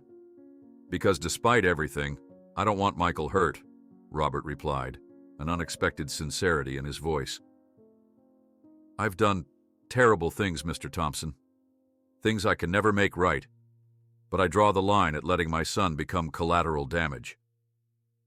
Harold's military instincts were fully engaged now, analyzing Robert's warnings, weighing the man's credibility against his evident self-interest. "How do you know about this Mercer?" "Because I used to arrange payments to him," Robert admitted. Not for kills. For evidence removal, witness intimidation. But I know his methods, his reputation." "We have FBI protection," Jessica said, though her voice wavered slightly. "It won't be enough," Robert insisted. "Mercer has infiltrated police departments before. The line suddenly filled with background noise, voices approaching. "I have to go," They're coming. Please, keep Michael safe. The call disconnected abruptly, leaving a heavy silence in the kitchen. Agent Wilson appeared in the doorway, alerted by the conversation. Everything okay in here? Harold composed his features carefully. Fine. Just a call from my daughter's ex-husband. After the agent retreated to resume his post, Harold retrieved his phone and punched in a number he hadn't dialed in years. Who are you calling? Jessica asked. Frank Gideon, Harold replied. Diana's good, but we need extra eyes. People outside the official channels. Frank answered on the third ring, his gruff voice immediately bringing Harold back to desert camps and shared foxholes. After explaining the situation in terms only another veteran would fully understand, Harold listened to Frank's measured response. I'll have 2 men there by dawn, Frank promised. Former Delta, guys I trust with my life. But Harold, if what you're saying about this Mercer character is true, you might consider temporary relocation. Not an option, Harold said firmly. We stand our ground. After ending the call, Harold outlined his conversation to Jessica, who nodded in grim agreement. Do you think Robert was telling the truth? About Mercer? Yes, Harold said. A man in his position has nothing to gain by fabricating that kind of threat. The question is whether his concern for Michael is genuine or just another manipulation. They spent the next hour implementing additional security measures, checking window locks, establishing emergency signals, identifying potential escape, routes from the house. By the time they finished, dawn was approaching, casting a gray light through the kitchen windows. True to Frank's word, 2 men arrived as the sun crested the horizon. They introduced themselves simply as Mason and Reeves, their military bearing evident in their posture and economical movements. After a brief conversation with Harold, they took up positions that complemented the FBI agent's deployment without overlapping, professionals recognizing other professionals. Diana arrived mid-morning, dark circles under her eyes suggesting she hadn't slept. We've been analyzing Robert's claims, she said without preamble once they were seated in the living room. Anton Mercer is very real and extremely dangerous. He's suspected in at least 14 deaths across 7 states, but never enough evidence for prosecution. So Robert was telling the truth, Jessica said. Diana nodded grimly. We've requested additional resources, but I need to be straight with you. Mercer is like a ghost. He studies his targets for days, learning patterns, identifying vulnerabilities. By the time most people realize he's hunting them, it's already too late. Michael had been quietly listening from the doorway, unnoticed by the adults until he spoke. So what do we do? Keep hiding forever? Jessica started at his voice. Michael, you should be in your room. It's my life too, he said with unexpected firmness. I deserve to know what's happening. Harold studied his grandson's face, the determined set of his jaw, so similar to Jessica's, and the calculating intelligence in his eyes that reminded Harold painfully of Thomas. Despite his youth, Michael had already demonstrated courage beyond his years. You're right, Harold acknowledged, earning a surprised look from Jessica. You should know what we're facing. Diana hesitated, then nodded in agreement. We have a proposition, a controlled environment where we can detect Mercer's approach, essentially using yourselves as bait, but with extensive protective measures in place. Absolutely not, Jessica said immediately. You want to use my family as bait for a professional killer? It's actually safer than waiting for him to make a move on his terms, Diana explained. We select the location, control all access points, place our people strategically. It gives us the best chance of capturing him before he can harm anyone. A heated discussion ensued, with Jessica firmly opposed to the plan while Diana outlined the tactical advantages. Harold remained silent, weighing options and calculating risks as he had done countless times in combat situations. Surprisingly, it was Michael who broke the impasse. We have to do it, he said, his voice small but resolute. "We have to stop them or we'll always be living in fear." The room fell silent as all eyes turned to the boy. Jessica knelt before her son, hands on his shoulders. "Michael, you don't understand how dangerous this is." "I do," he insisted. "I was there in the cabin, Mom. I saw those men try to kill us. If we don't stop them now, they'll just keep coming."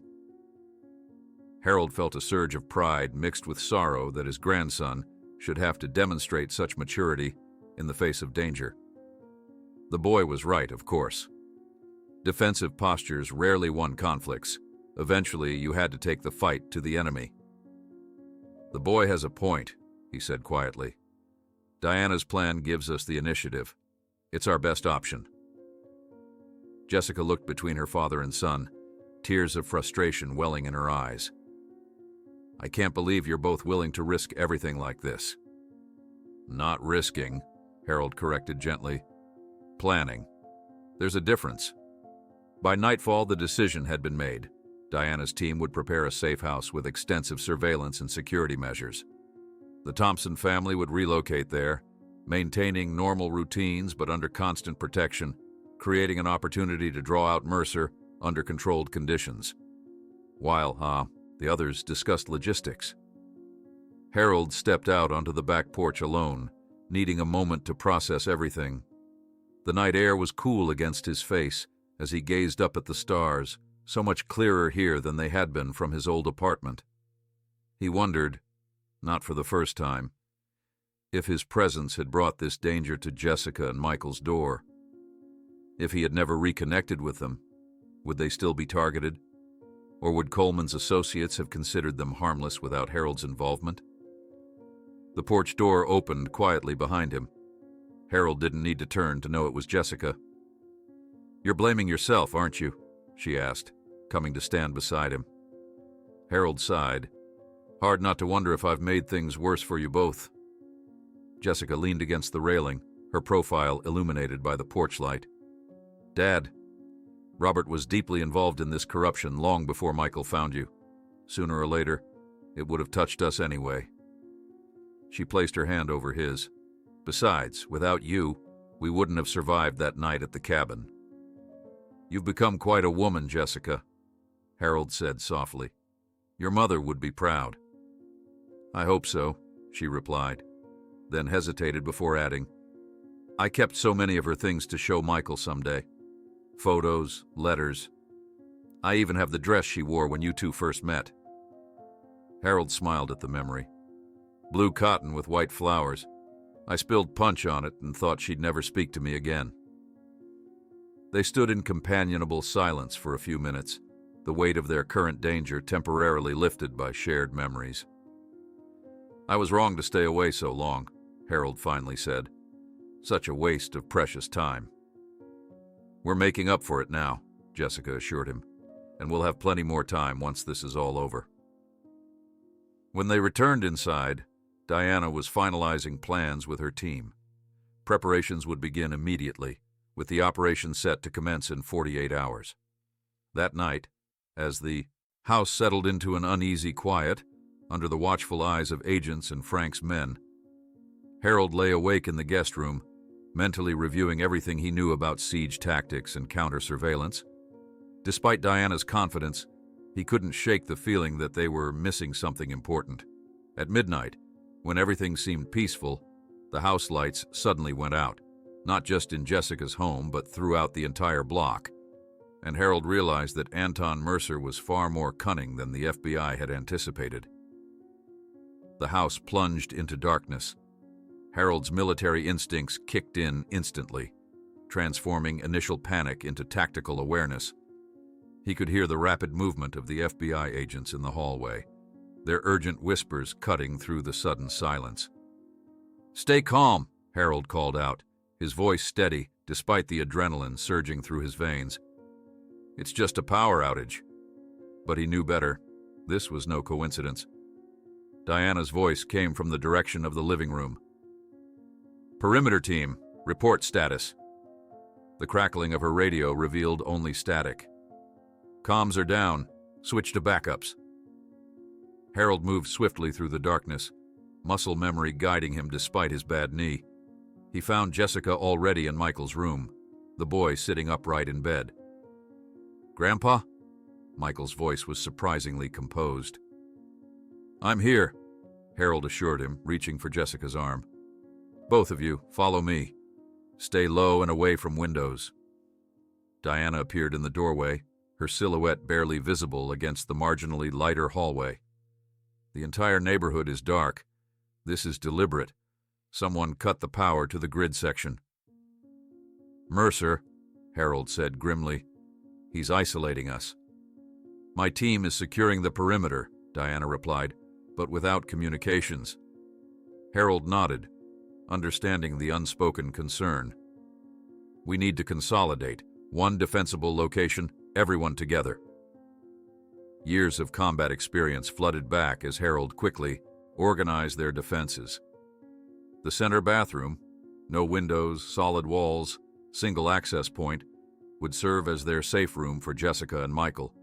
The FBI agents would maintain a perimeter defense, while Frank's men, Mason and Reeves, took up strategic positions covering the most likely entry points. "Everyone has a flashlight?" Harold confirmed as they gathered in the kitchen. The beams of tactical lights created eerie shadows across their tense faces. Diana nodded. "Standard equipment.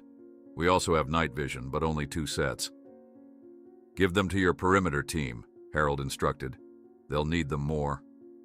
As Diana coordinated her agents, Harold pulled Mason and Reeves aside. "This isn't standard procedure for the FBI," he muttered. "They're trained, but they're thinking like law enforcement, not combatants." Mason nodded, his weathered face grim in the flashlight's glow. "We've dealt with ghost men like Mercer before. He'll avoid direct confrontation if possible." "He'll probe first," Reeves added, "testing our response, looking for weaknesses." A faint noise from above made them all freeze, a light scraping sound, barely perceptible, coming from the roof. Diana signaled 2 agents toward the stairs leading to the attic. They moved silently, weapons drawn, disappearing into the darkness beyond the kitchen. Harold touched Jessica's shoulder. "Take Michael to the bathroom now. Lock the door and don't open it for anyone but me or Diana." Jessica hesitated. "Dad." "Now," Harold insisted gently. "We've trained for this." As Jessica led Michael away, Harold turned to Diana. "We should cut off access from the 2nd floor. If he's on the roof, he'll try to come in through the attic or an upstairs window." Diana nodded, dispatching another agent to secure the stairwell. The remaining FBI personnel took positions throughout the 1st floor, creating overlapping fields of fire. The radio Diana carried suddenly emitted a burst of static, then went silent again. She frowned, adjusting dials. "That wasn't interference," Harold observed. "That was deliberate jamming. He's blocking your backup frequencies too." "How would he know our protocols?" Diana whispered, concern etching deeper lines in her face. "Because he's done this before," Harold replied grimly. "Robert said Mercer has infiltrated law enforcement. He knows your playbook." The house settled into tense silence, minutes stretching like hours. Harold moved carefully through the darkened rooms, checking positions, assessing vulnerabilities. His injured knee protested, but he pushed the pain aside, focusing on the task at hand. When he returned to the kitchen, he found Michael standing there, his small figure barely visible in the darkness. "Michael," Harold whispered urgently, "I told you to stay with your mother." "She fell asleep," the boy replied softly. "I needed to tell you something." Harold knelt to Michael's level. "What is it?" "I smell it again," Michael said, his voice hushed but insistent. "That cologne, the same one from the motel when those men came. It's in the house now." Harold's blood ran cold. Children's senses were often sharper, less dulled by years of imposed rationality. "Where did you smell it?" "From the air vent in the bathroom," Michael replied. "It's faint, but it's there." Harold thought quickly. The house had central air conditioning, a system that connected every room through a network of ducts large enough for a determined intruder to navigate. "Go back to your mother," Harold instructed. "Lock the door and put a towel along the bottom to block the vent. Don't tell her why. I don't want to frighten her unnecessarily." As Michael slipped away, Harold sought out Diana, sharing the boy's observation in hushed tones. "The HVAC system," Diana realized immediately. "It's a classic infiltration route." She activated her flashlight, examining the house blueprints they'd spread out earlier. Access points would be here, here, and here, she indicated. "But he'd need to be exceptionally—" "He is," Harold interrupted. "Exceptionally skilled, exceptionally prepared. That's why he's never been caught." They quickly reorganized their defenses, positioning agents near likely emergence points from the ventilation system. Harold borrowed a small mirror from Jessica's purse, using it to check around corners and inside vents without exposing himself. The house remained eerily quiet, the darkness seeming to intensify every tiny sound, the settling of the structure, the whisper of wind outside, the controlled breathing of the agents standing guard. Harold made his way back toward the bathroom to check on Jessica and Michael, when the faintest of sounds caught his attention, a whisper of movement from the kitchen that shouldn't be there. He froze, listening intently, then changed direction, moving with the practiced silence of a veteran soldier. The kitchen appeared empty, illuminated only by ambient moonlight filtering through the windows. Harold swept his gaze across the familiar space, noticing immediately that something was wrong. The knife block on the counter was missing one of its contents. A slight shift in the air behind him was his only warning. Harold ducked and pivoted simultaneously, feeling rather than seeing the knife blade that sliced through the space where his neck had been seconds before. He caught a glimpse of a shadow moving with liquid grace, delivering a powerful blow to Harold's injured knee that sent him crashing to the floor. Pain exploded through his leg, but years of combat training took over.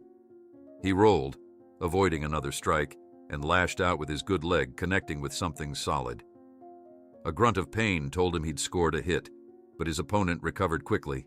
Harold scrambled backward, putting the kitchen island between himself and the attacker. "Mercer, I presume," Harold said, his voice measured despite the throbbing in his knee. The shadow paused. "Most targets don't get a name to go with their death," a calm, almost conversational voice replied. "Consider it professional courtesy, Mr. Thompson." Diana and an agent burst into the kitchen, weapons drawn, having heard the commotion. Mercer melted into the darkness with astonishing speed, seemingly disappearing into the walls themselves. "He's in the house," Harold gasped, pulling himself up, using the counter for support. "Using the ventilation system to move between rooms." Diana's face tightened with concern. "All agents be advised. Suspect is confirmed inside the structure. I repeat, suspect is inside." For the next hour, they played a lethal game of cat and mouse throughout the darkened house. Mercer appeared and vanished like a ghost, always one step ahead of their pursuit. He wounded one agent with a precisely thrown blade before disappearing again, leaving only the sound of retreating movement within the walls. Harold coordinated with Diana, employing counterinsurgency tactics he'd learned decades ago. They sealed off sections of the house systematically, limiting Mercer's mobility, forcing him to commit to increasingly restricted pathways. Michael remained with Jessica in the bathroom, but the boy had continued to provide intel. Using a walkie-talkie, Harold had slipped under the door. His acute hearing detected Mercer's movements through the ventilation system before anyone else could. "He's near the laundry room now," Michael's hushed voice came over the device. "I can hear him in the big vent that goes down to the basement." Diana immediately redirected agents to cut off that escape route. Harold positioned himself in the hallway, listening intently for any sound that would betray Mercer's position. Then inspiration struck. Harold motioned to Michael through the radio. "Michael, you know that science project you showed me, the one with the alarm?" "The motion detector?" Michael's confused voice replied. "Yes. Can you activate it remotely?" Is it still in your room? There was a pause. I think so. I can use my tablet to trigger it. Do it, Harold instructed. Trigger it from where you are. Moments later, a shrill alarm blared from Michael's bedroom upstairs. The sudden noise after hours of tense silence was jarring, exactly as Harold had intended. The distraction worked. In the basement, Mercer emerged from a ventilation duct, momentarily diverted by the unexpected alarm. Diana and 2 agents were waiting, having anticipated Harold's strategy. "Federal agent, don't move!" Diana's command echoed in the confined space. What followed was a blur of violence. Mercer launched himself at the agents with lethal precision. In the narrow confines of the basement, their firearms became liabilities rather than advantages. Harold arrived in time to see Diana taking a vicious blow to her injured shoulder, dropping her to one knee. The second agent engaged Mercer hand to hand, but was quickly overpowered. As Mercer prepared to deliver a killing strike, Harold hurled himself forward, decades-old combat training overriding the pain in his knee. The 2 men, one a professional killer in his prime, the other a determined veteran with more heart than remaining strength, grappled in the shadows. Harold knew he was outmatched physically, but fought with the desperate intelligence of experience, using Mercer's momentum against him. When Mercer's head struck the corner of a metal shelving unit, the impact was enough to stun him momentarily. Diana recovered, pressing her advantage, and together she and Harold subdued the assassin. As lights from additional FBI vehicles finally illuminated the street outside, Harold looked down at the captured killer, now securely handcuffed and under guard.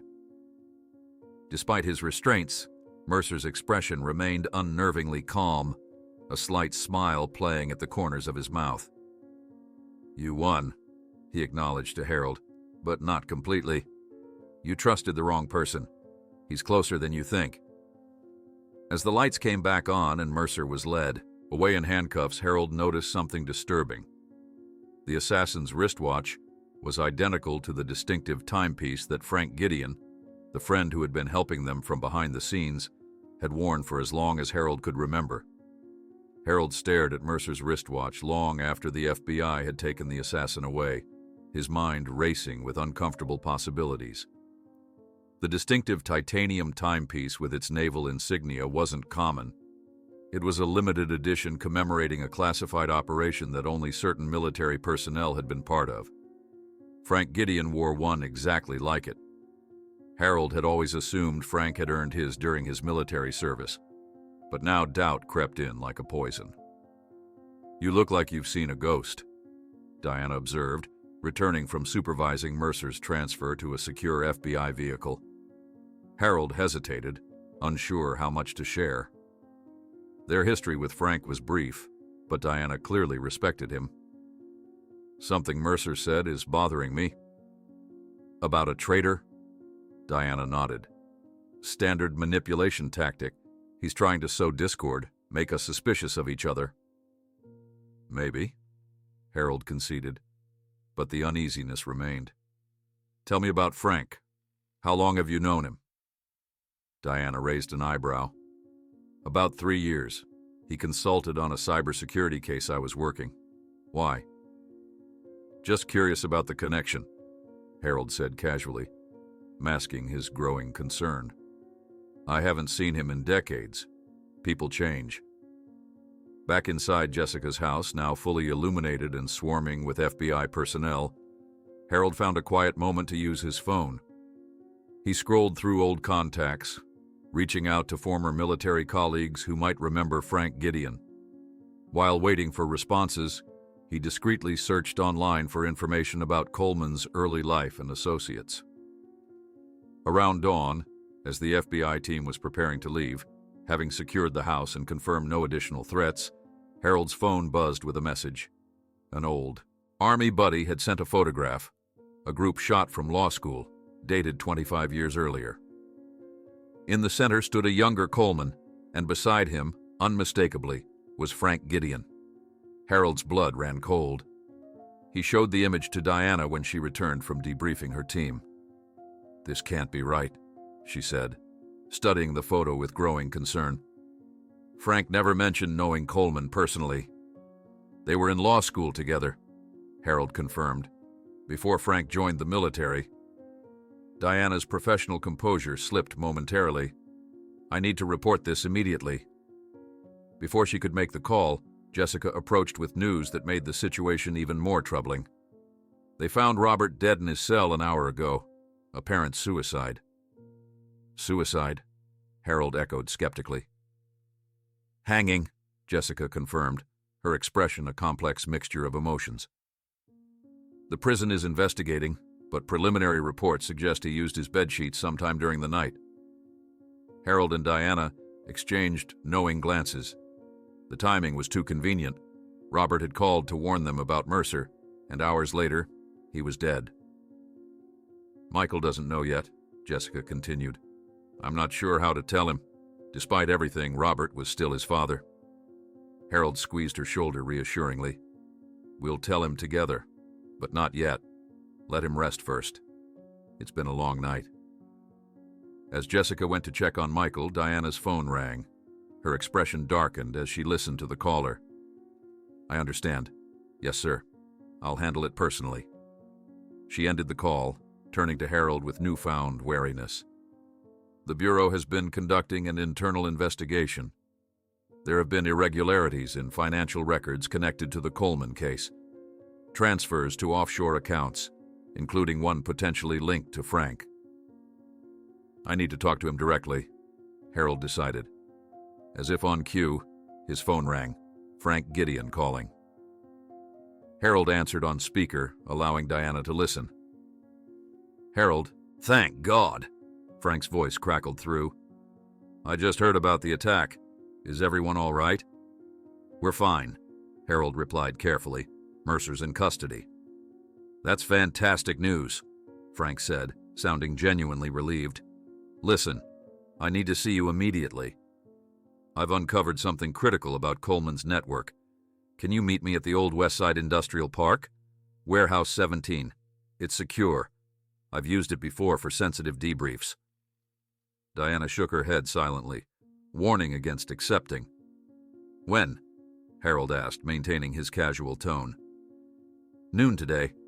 Come alone. There may be leaks in Diana's team." After ending the call, Diana immediately contacted her superiors. "It's definitely a trap," she concluded. "That warehouse is isolated. Minimal surveillance coverage, multiple escape routes, textbook ambush location." Harold nodded in agreement. "But it's also our chance to confirm Frank's involvement.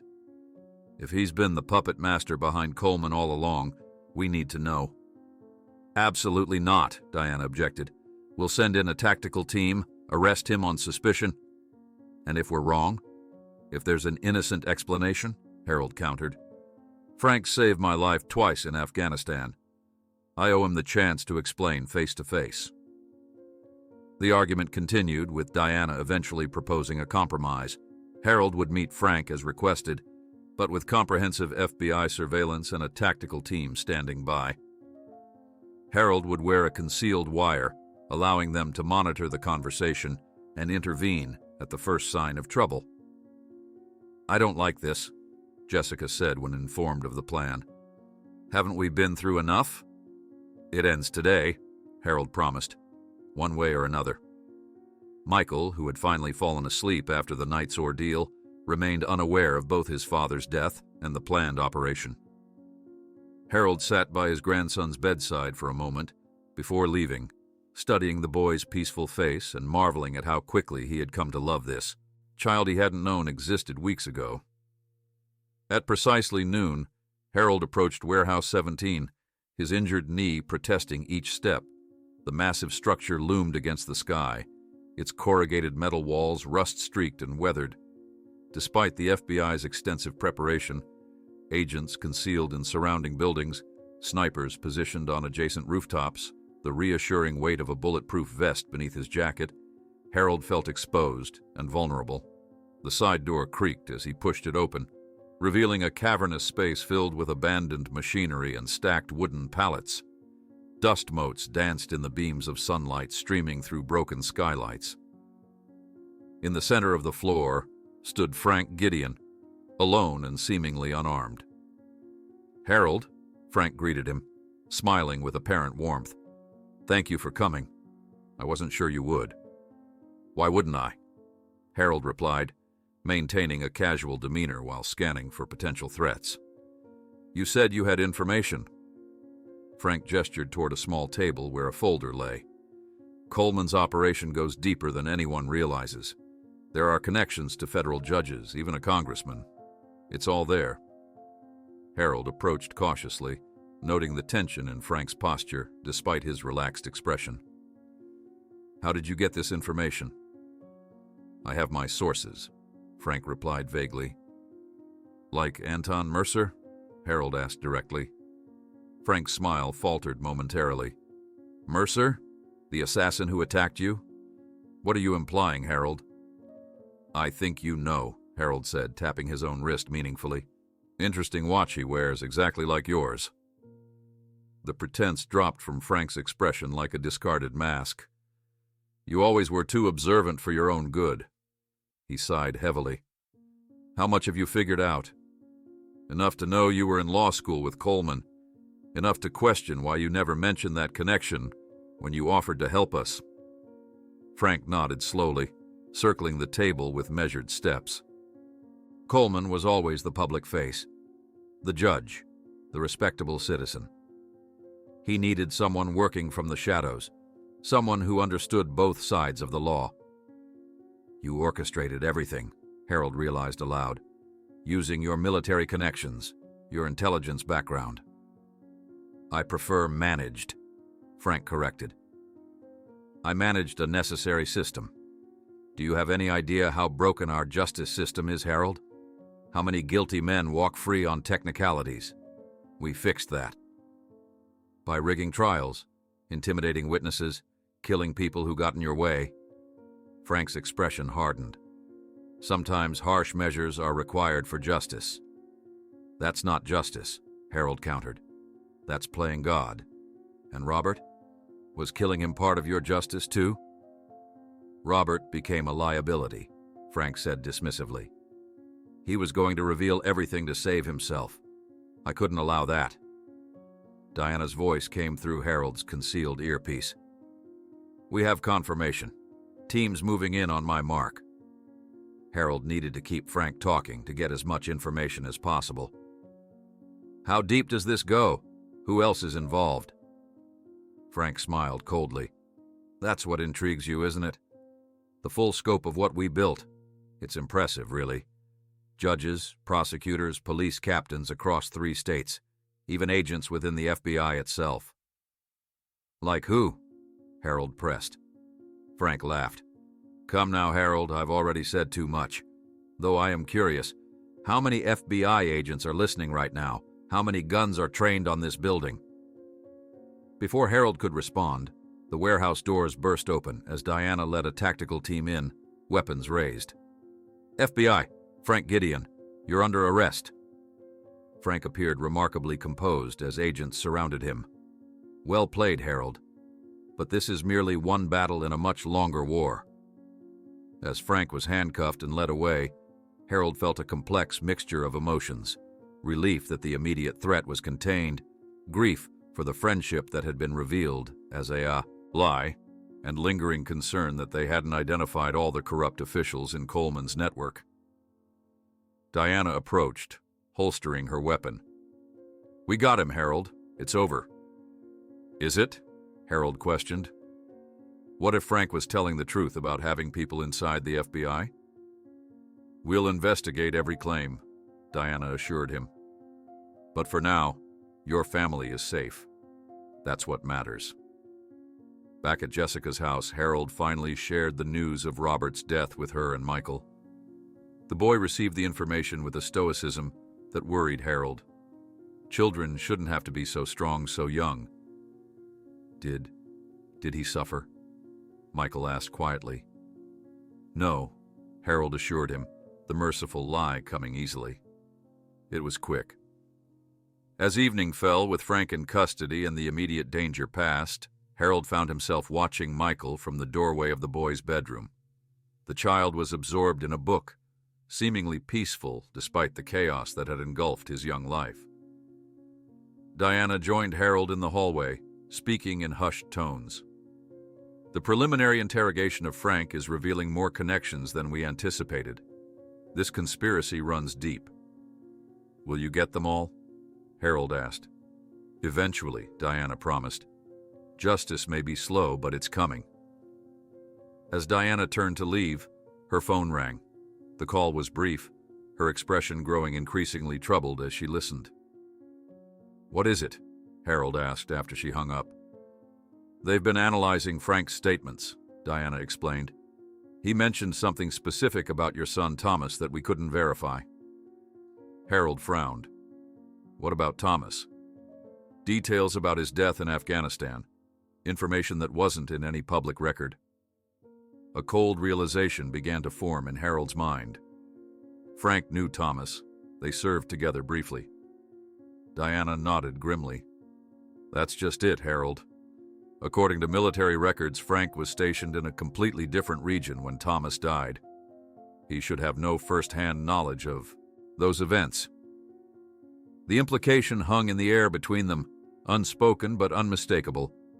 As Harold processed this disturbing revelation, Frank's final words to Diana echoed in his mind with new significance.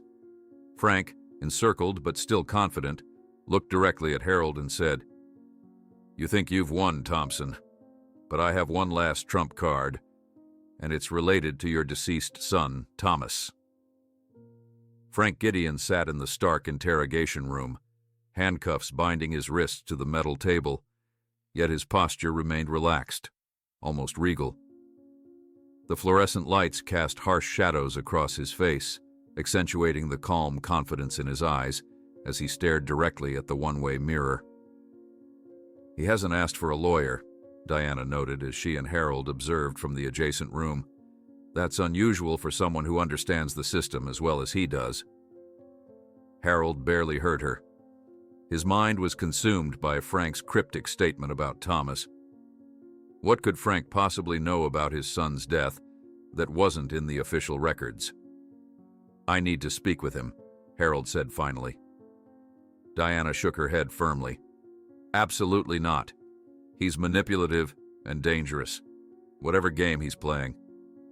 This isn't a game to me, Harold interrupted, his voice low but resolute. If he knows something about Thomas, I need to hear it. After a tense discussion with her superiors, Diana reluctantly agreed to allow Harold 5 minutes with Frank, under strict supervision and with recording equipment running. When Harold entered the interrogation room, Frank's expression brightened with what appeared to be genuine pleasure. Harold, I was hoping they'd let you come.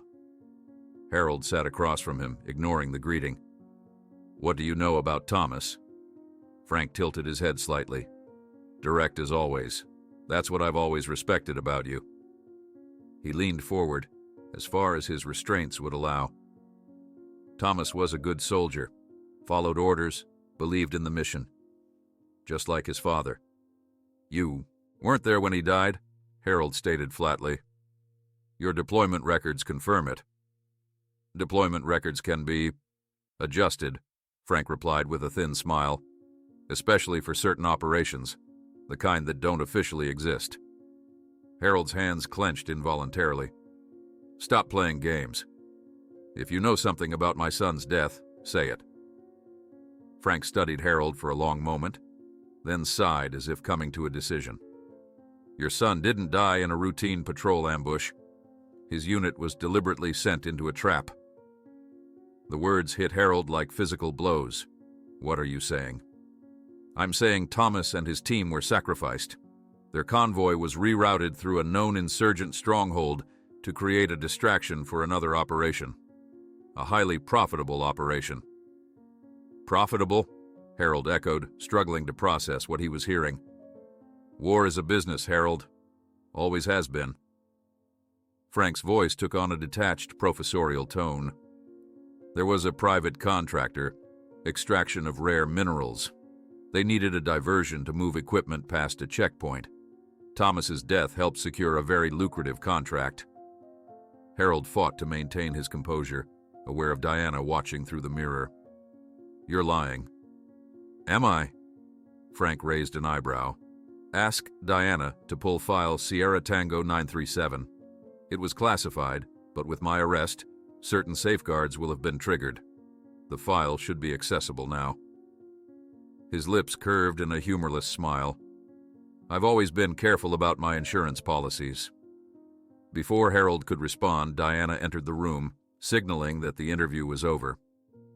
As guards came to escort Frank away, he called over his shoulder, "I didn't order it, Harold, but I knew about it, and I did nothing to stop it.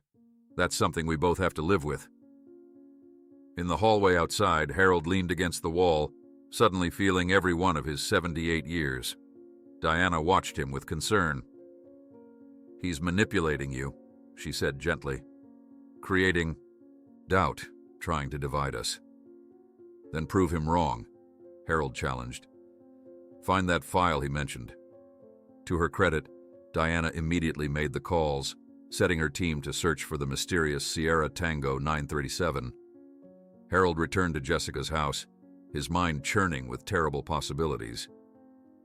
Could Frank be telling the truth?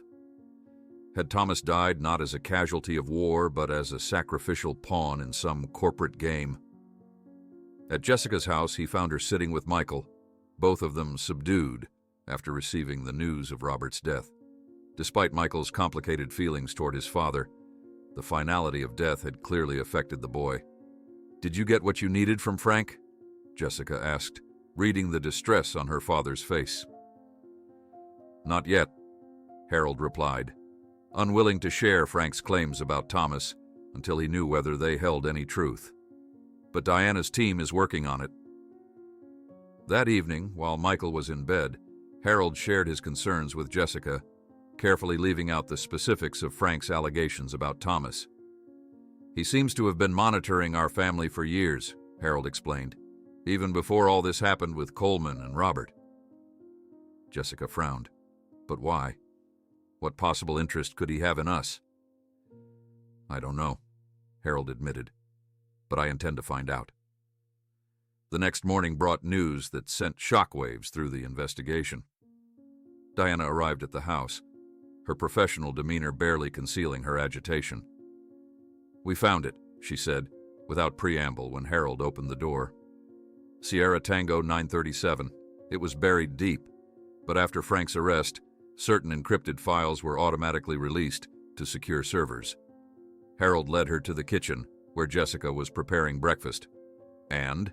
he prompted. Diana placed a tablet on the table, displaying a series of documents.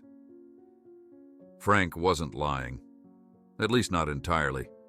There was an operation involving a private contractor called Helios Minerals. They were extracting rare earth elements used in military electronics. Their transport routes were compromised. "And Thomas's unit?" Harold asked, dreading the answer. Diana met his gaze directly. According to these documents, their patrol route was intentionally altered at the last minute. Someone with high-level clearance changed their orders, sending them directly into a known danger zone. Jessica gasped, covering her mouth with her hand. "Are you saying Thomas was deliberately sent to his death?" "The documents suggest his unit was used as an unwitting diversion," Diana confirmed grimly. The resulting engagement drew insurgent forces away from the area where Helios was moving their equipment. Harold sat heavily in a chair, the confirmation of Frank's claims hitting him with physical force. "Who authorized it?" Diana scrolled through the files, her expression darkening. "That's where it gets complicated. The authorization came from a Colonel James Hargrove, but there's evidence suggesting he was taking orders from someone else." "Coleman?" Harold guessed. "No," Diana said quietly. "According to these notes, the directive originated from a government liaison with the code name Patriarch." "And who was Patriarch?" Diana hesitated, then turned the tablet toward him. "The file includes a payment verification to a numbered account. We traced it. She took a deep breath. The account belonged to Senator William Thompson. William Thompson? Jessica repeated, confused. Any relation to us? Harold's face had gone ashen. My brother. The revelation hung in the air like a physical presence. William Thompson, Harold's older brother, had been a senator with oversight on military appropriations. They had been estranged for decades due to political differences, and William had died 3 years ago from cancer. Are you saying, Harold struggled to form the words, that my own brother was involved in a scheme that got his nephew killed? The evidence suggests he was being blackmailed by Frank, Diana explained. There are references to compromising material that Frank held over the senator. It appears your brother was caught in Frank's web long before Coleman became involved. Harold stood abruptly, needing to move, to process this devastating information. Frank has been manipulating my family for decades. Thomas's death, my estrangement from Jessica, was it all part of some grand design? Not a design, Diana corrected. More like opportunism. Frank seems to have exploited existing situations for his benefit. When your brother died, he needed a new judicial ally, which led him to Coleman. The pieces were falling into place with sickening clarity. Frank had been monitoring Harold for years, perhaps concerned that he might someday discover the truth about Thomas's death. When Michael accidentally obtained evidence of Coleman's corruption, Frank must have recognized the threat to his entire operation. 3 months later, the trials of Frank Gideon and the remaining members of his corruption network dominated the headlines. Harold testified about the events at the cabin and the subsequent attacks, while Diana presented the evidence of decades of judicial manipulation.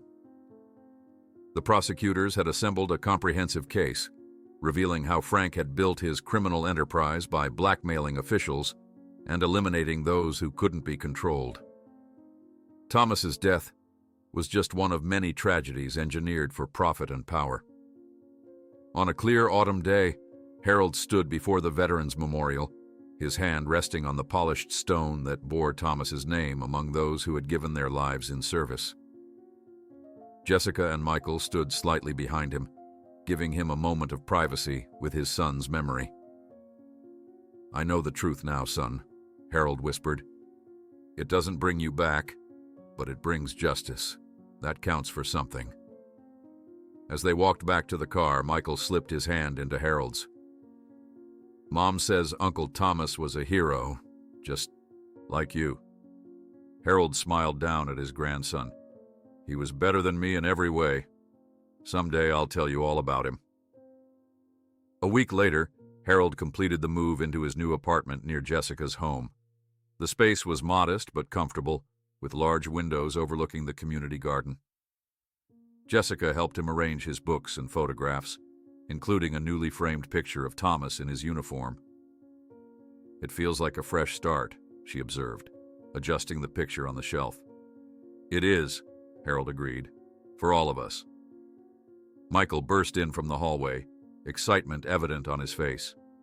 Guess what, Grandpa? I got into the school fishing club. Can we go practice this weekend?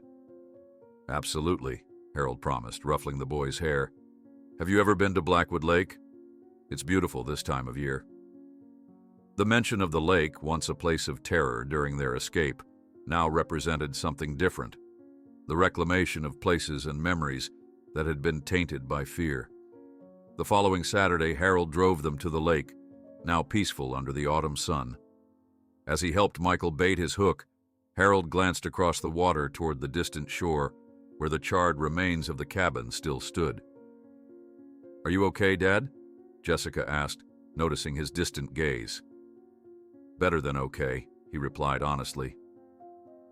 While Jessica and Michael prepared the small fishing boat, Harold took a moment to stand alone at the water's edge.